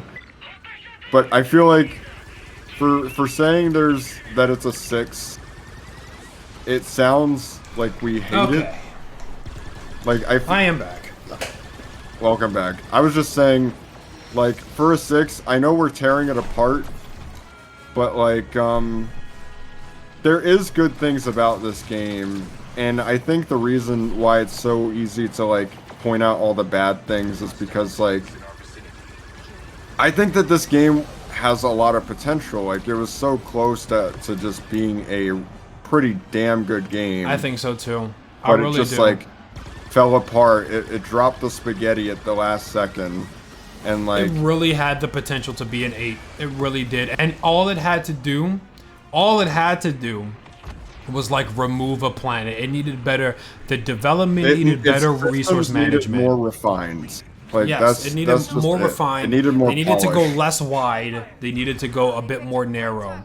And so I'm still debating internally whether or not I want to go off on this. I'm not going to make this long actually, because there's a lot of ways I could approach this. But I did want to touch on something that you said, and I felt like that was going to go into the direction of difficulty in gaming, which could be its own video entirely. But some people like feeling powerful in their RPG. Some people like acquiring something that is very strong. I like doing that. I think the majority of gamers like doing that. My problem lies where it becomes too much and it starts to feel like and I've used this analogy before, I know, but it feels like you're drifting circles around somebody in a wheelchair. It starts to become too much. Like, they can't fight back. I don't like that kind of power. It's something that's been brought up when it comes to stuff like Persona games, difficulty in Persona games, and people are like, okay, well, I grinded for this thing, and then I want to feel powerful, and I want to do that. And I'm like, okay, cool for you. But I put this game, I cranked it on the max difficulty, okay? So there should be a difficulty for people that want to play the RPG in a very RP sense and don't care so much for the G. But I very much do like the game, and I want the game to continue to feel like a game as I get my upgrades and to kind of change its challenge to accommodate. And that's a very tricky thing to do well. But a lot of people are going to say things like, oh, well, don't you want your upgrades to be impactful and things like that? And I do. But I want the enemy to be able to consistently challenge me throughout the game and not simply... They need to be able to respond to you getting stronger. Like, yes. I think the biggest problem with this game, with the enemies, and the reason why I feel like they kind of got boring is that, like, between the Pykes, the Crimson Dawn, whoever the fuck, they all kind of felt the same except for the Imperials, which had, like, slightly more upgrades. And the Gromorians, and, like, they were, you know, that was it. The Gamorreans, I guess, like, and the Zarek Besh guys had, like, more armor and they were kind of tankier. But, like, yeah, they all played very much the same. They had the same AI, the same tactics, the same weapons. Like, there needs to be more, especially between factions, like, different varieties of enemies that are doing different things to try and fuck you over in the game. yes. And, like, if I'm gonna go fight the Pykes, I gotta be shaking in my boots because they got, like, grenadiers that want to run up and blow up on me or something, you know? Yes, this is something like that. This is something that I actually did a brief write-up on, just for, like, game theory and thinking about things like that. And one thing that I noticed in games that I love when it comes to whether or not it's FPS games or ARPG games with melee-type combat is complementary spawns. I like it when you go into a room and the game, let's say Star Wars Outlaws case, for example, the Gromorians, they charge you. So they make it hard for you to play hide-and-seek, pot-shotting with your blaster over and over, that boring combat style. They're going to charge you. So if you couple them with anybody else, it makes it tricky. And let's say, for example, snipers. Let's say snipers are in the distance and you got these guys with their axes charging you. That presents a different problem because you have to run from them and you're being sniped at. Right, and that's a lot different than just spawning in 3 guys with an axe that chase you around, or spawning 3 snipers in the distance. Yeah, and that really wasn't much of a case in this game. Like, they just were not around for the most part. It was all the same guys over and over again. So I guess I kind of get how it could have became, like, boring for you because we weren't really, like, doing anything different between encounters. It was just, the thing that was changing was the level design. That was about it. Sometimes the enemies were a little different, but it wasn't much. And even in the end game, the only difference between the enemies is you have the default and then you've got the elite enemies. And then the elite enemies just have more health and better weapons and stuff. Like, their tactics are still kind of exactly the same. Yeah. As the basic ass generic grunts.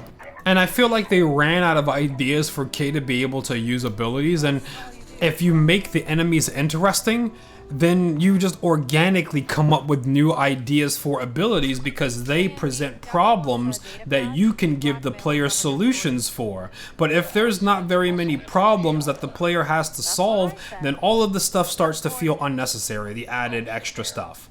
So even if K did have, I don't know, 10 more gadgets, and you could start playing this shit like a tab target MMO, it still wouldn't be fun for me because you wouldn't need to do these things because ultimately you simply click on their heads and it's the that same. is Like, the you best can way to still get through kill it. all these guys with your basic blaster shots, and it's easy. Yes. There's no reason to juggle them up in the air with the Red Queen and fucking stab them 30 times before they hit the ground because they're dead. Like, it's over. You don't need to do all that. You don't need all that extra stuff. Yeah. So, I don't know. Is there anything else to really say about combat? I don't think so. Yeah, I think that we left combat a little light there. I think that we kind of dove into it. I think that we've touched on everything. If there's anything we feel like we missed, it will be a small thing. But I'm not thinking about anything else combat-wise. What was your favorite parts of the game, I guess.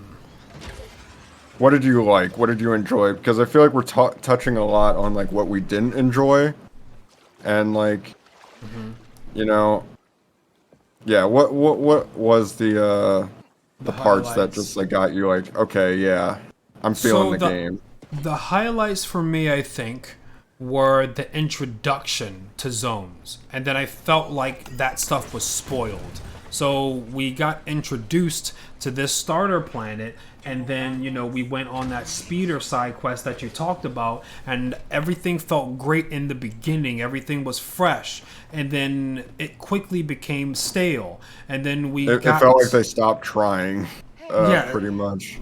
we left the starter planet, and then we went to Tatooine, and then we went, okay, cool, so they just told us we gotta mind our reputation, let's go meet up with Jabba. We couldn't meet up with Jabba, it wasn't our choice, and we had to start slaying his guys because the game wanted us to. So the intro felt good, and then it just quickly felt like you know, the game was at odds with itself, and it was hard to suspend my disbelief there that they were still trying to make me believe in this faction system and this choices matter type thing. So and then Kijimi, the intro to Kijimi felt amazing. Oh my god, this place is beautiful. Snow place, dude. Kijimi was Look so at the cool. ramen. This place Even is just awesome. coming in with the nebula and like the ice nebula and being Yeah, like, the oh nebula shit, before my you even sensors get aren't to the working.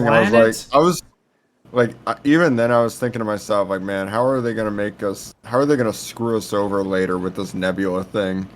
And like, I'm sure there is content in the nebula, but like it wasn't a part of like any of the main missions or anything. So how So they we they didn't really even briefly deal with touched it on the too much. nebula. We didn't do much with it, and they did a little something with it. But basically, the reason why the Crimson Dawn are there, I believe, is because the nebula does a really good job at like EMPing and like and jams fucking with things. transmissions and stuff. Yeah, so it's a great cloak for them to operate in the shadows. So I thought that was cool. And then there was a quest where you had to like go into there, and there was like some mishap with your communication, but that was literally just one thing, and I don't even remember if that was a main quest or a side quest or not. What the fuck is going on here? This should have been the whole game. Don't want to do that. Yeah, why are we actually like getting ND5 content now? Like, What? I want No, ND5, bro! ND5's crazy. This would have been nice like earlier, before all that shit that we just did at the very end of the game. ND5 get out of the ship challenge impossible? What the hell is he doing on ground?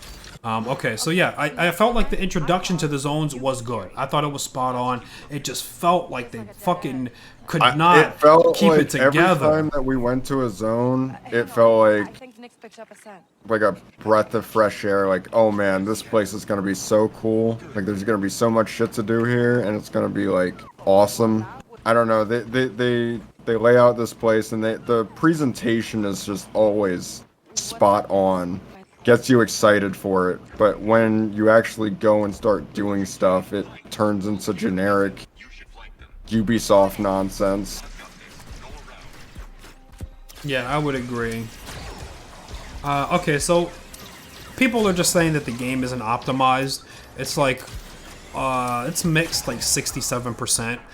First comment I saw Frank was Stone? first off, yeah, Frank Stone. First comment I see is first off, this game is not that well optimized. Let me see. Optimization. That's upvote.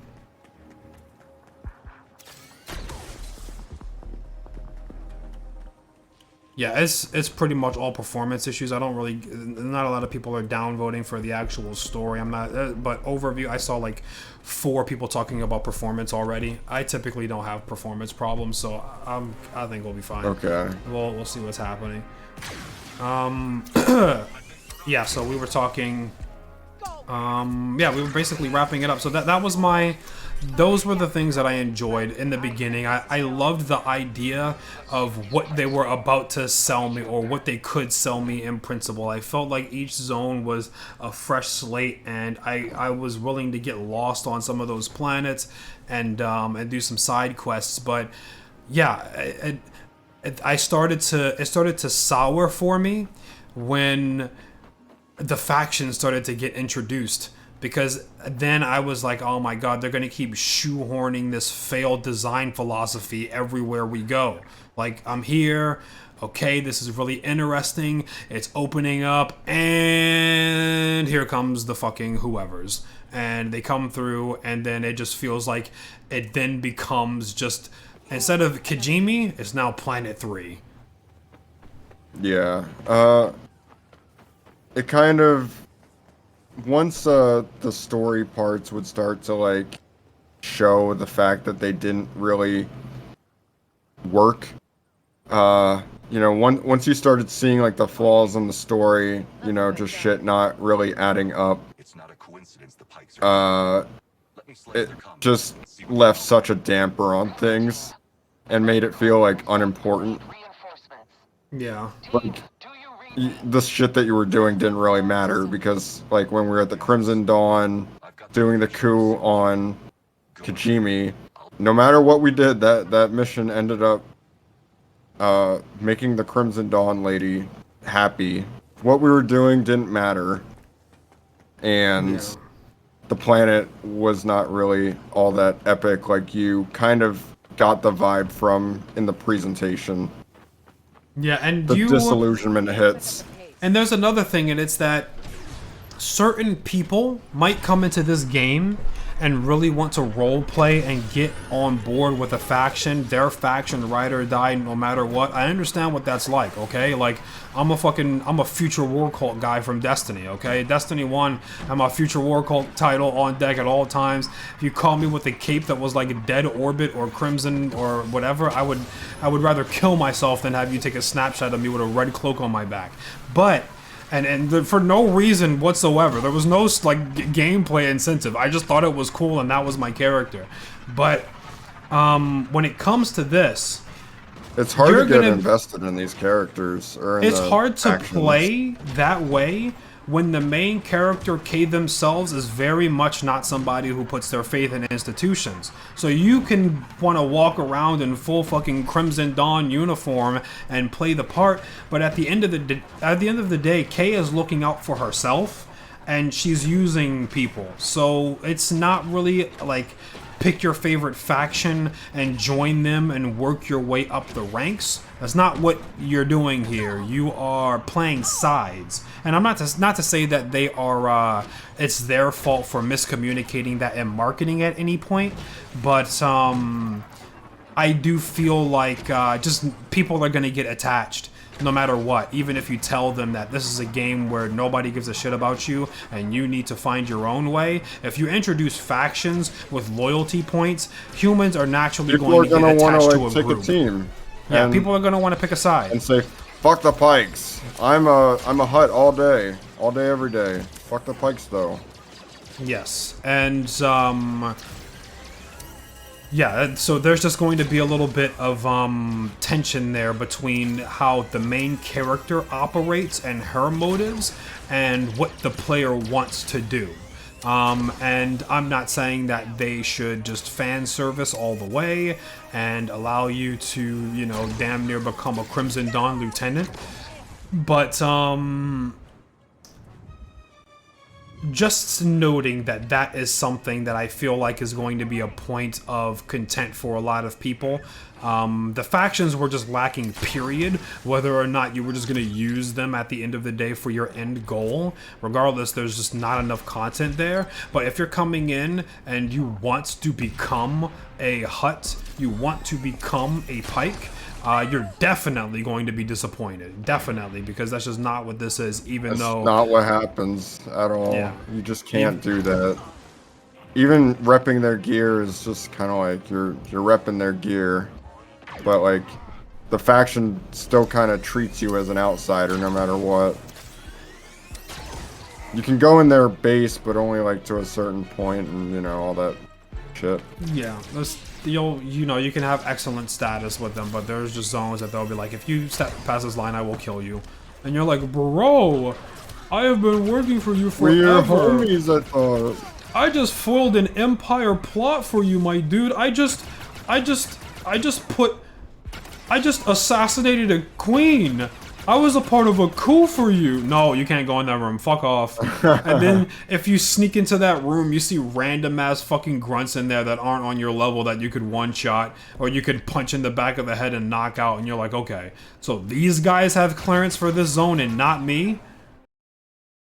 Yeah, no matter what, it kind of always, they'll treat you like an outsider. So you can't rep the factions you want to rep. So, yeah, to answer your question, my favorite part was the introduction to the different zones. The presentation, I thought that was good. I liked, overall I was favorable towards Kay's voice acting. I thought it was good. And I would say that's... I think Kay overall was a decent character. Yeah. And it's refreshing to find a character that isn't so ready to jump on a bandwagon for any faction. I feel like, you know, just characters in games where there's allegiance type stuff, they will be very sympathetic to a cause. And so it was just very refreshing, even though this game did feel like Star Wars bingo, checking off a lot of stuff. It was refreshing to see a character really not fall for the heroism rebel spiel. Oh my god, you got no idea how much that is, like, refreshing for me.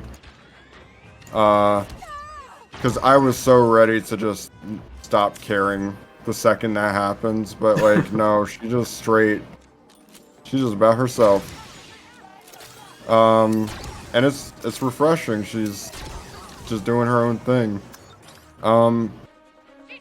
Man, people wanted so badly to hate Kay because, like, before the game even came out, and, like, she's really not bad at all. Like, there's nothing to say that, like, I don't feel like she's annoying or anything, you know? I found her more interesting than Cal. Like, political.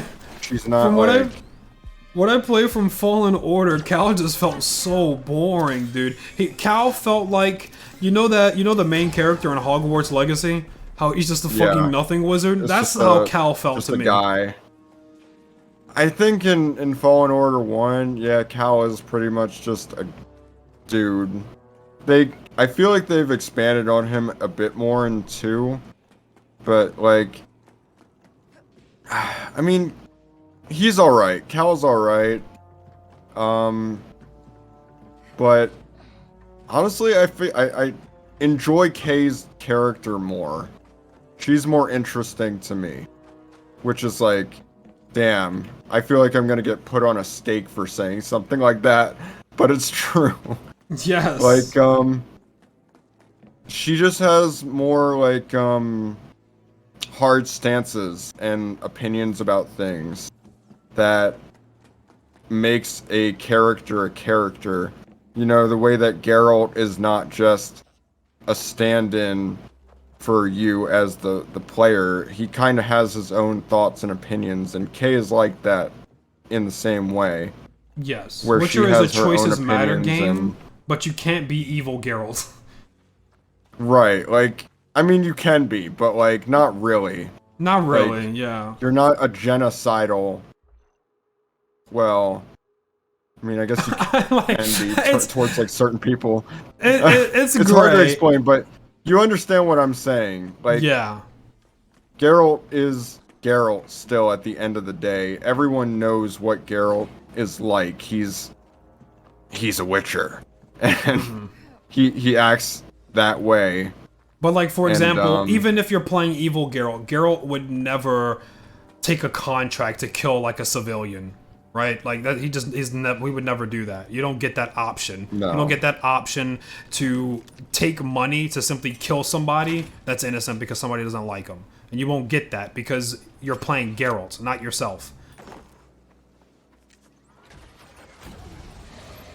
Yeah, like, I guess even speaking in terms of, like, Star Wars, there's, the Old Republic, Knights of the Old Republic, where you can just straight, like, be the evilest motherfucker alive and, you know, kill children and stuff for fun.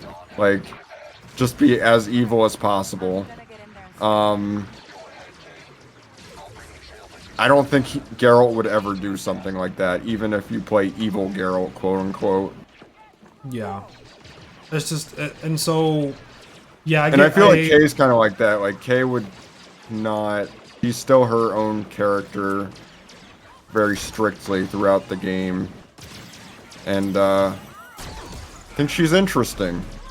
Yeah, and like, maybe Cal does have these opinions throughout the first game, but maybe not given enough opportunity for them to shine, you know? Like, all characters have opinions. There's nobody who's just a fence sitter on every problem known to man, but you do have to put these characters in a position for them to make those decisions, and then you kind of learn to see where they are. So I honestly think a lot of cases that people find characters boring, it's more so a product of the environment that the writers have them in than the character. Not to say that there aren't boring ass characters in gaming, but you get what I mean. Yeah, I think it comes down to... I don't think Cal... I don't know. I'd have to replay the games to really, like, have a definitive thing to say about that, because it's been a while since I've played Fallen Order. But yeah, I don't remember him being a very, like, We need to head out right away.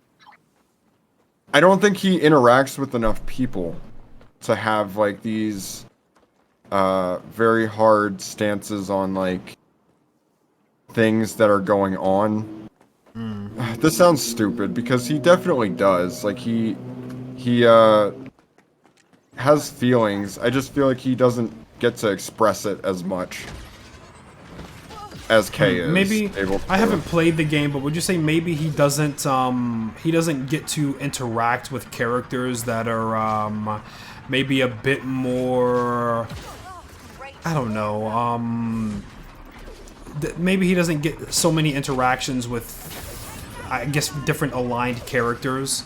Like, I don't know, like, the rebel guy is a really big goody two-shoes. So you see Kay and she's like, oh my god, you're a fucking Boy Scout, you're insufferable, I hate you.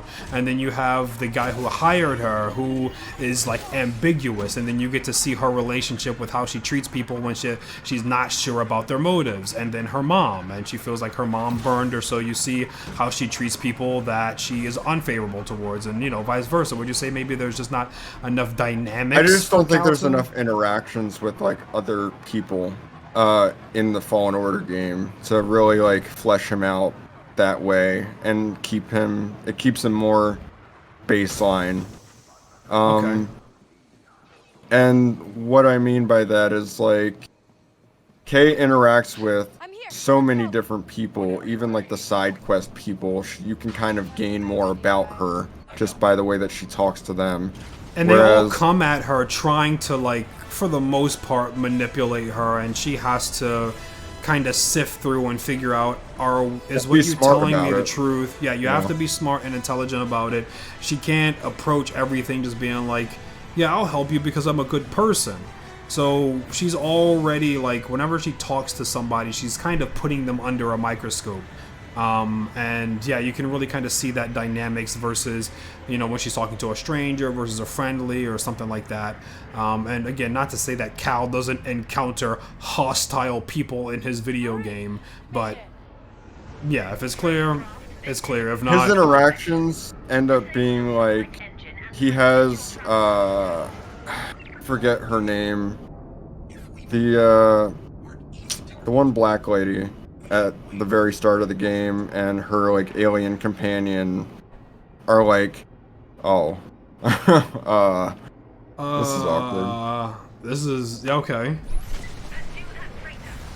Anyways, yeah, you talk to them, and you talk to who else? You talk to the main bad guys, which are the sisters. I don't know what they're called. Where he gets his girlfriend. The Inquisitors. I think they're Inquisitors. But you deal with them, and then there's, like, a couple side characters throughout that, like, show up, but they're not very well defined. Like the goth baddie shows up, but she's literally not used much at all in that game. You don't understand anything about her. Yeah, I don't want to spend too much time on Fallen Order, a game that we've not played recently, that we don't have the biggest knowledge of. So I've watched all of Fallen the Order. amount of people, I guess, that you're able to interact with in that game are very low compared to the amount of people you interact with in this game. Yeah, I feel like there's definitely some truth to that. Again, we don't have the most knowledge on that game. It's not fresh. I did watch the whole game about 1.5 times. I didn't play it. Well, I did play it, but I didn't play it to completion. We plotted out the Star Wars Online video that people loved.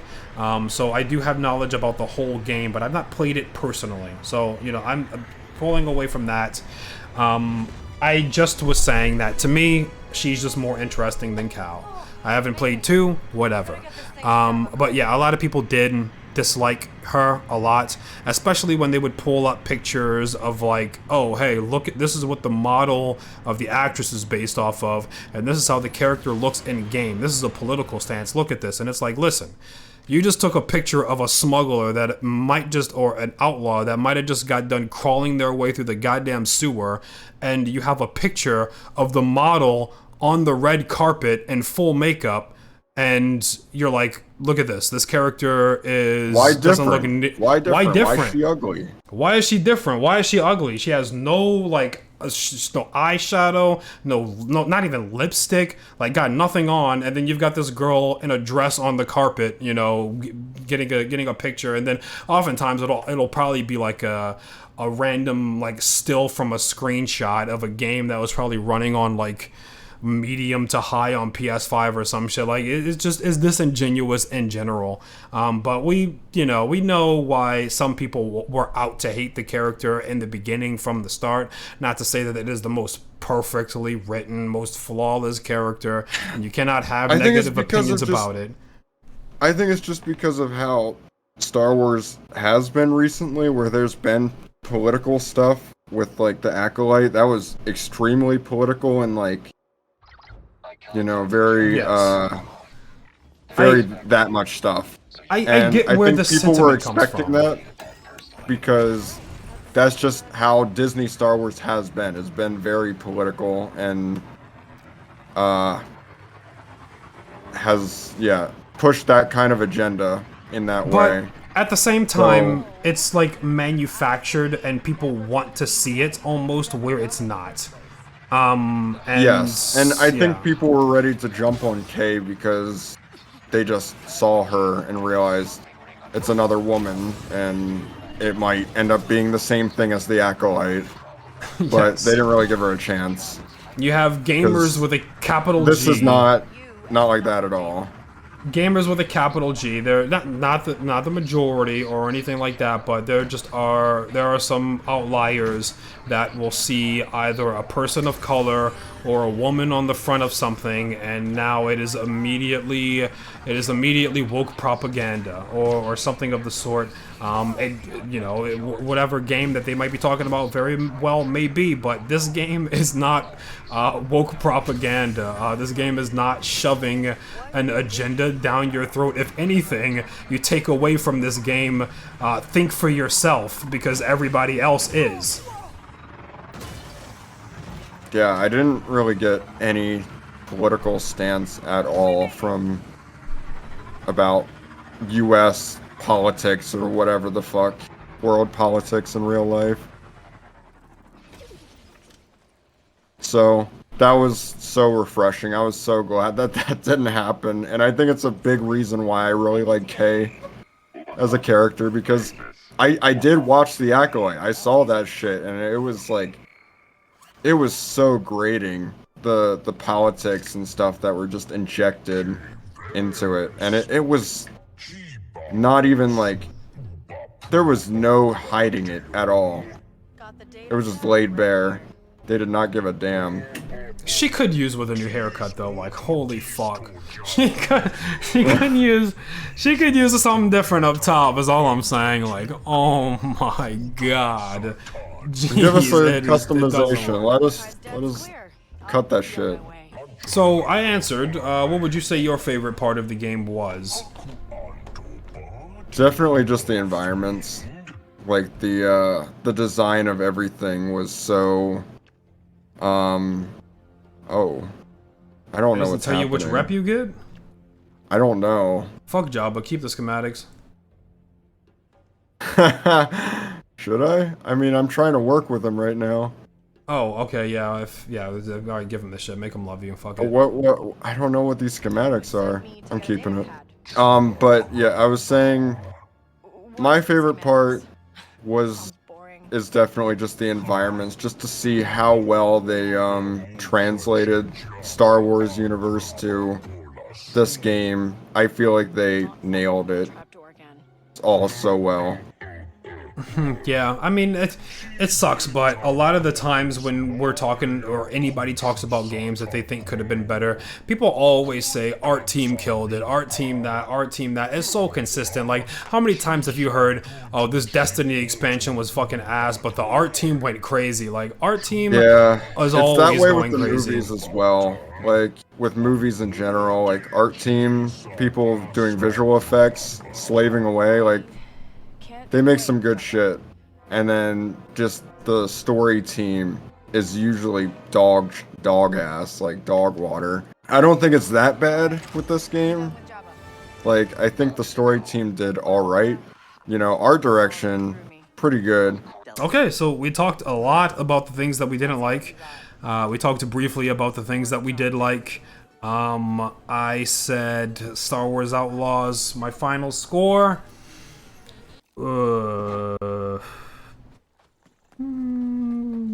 Yeah, I give it a medium 6. It's a 6.5. If you want to round that down to a 6, you could do that.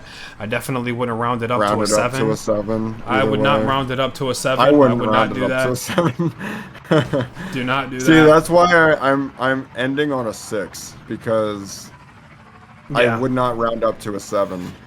I wouldn't round up. I would not do it. I say 6.5 because it did have moments of greatness.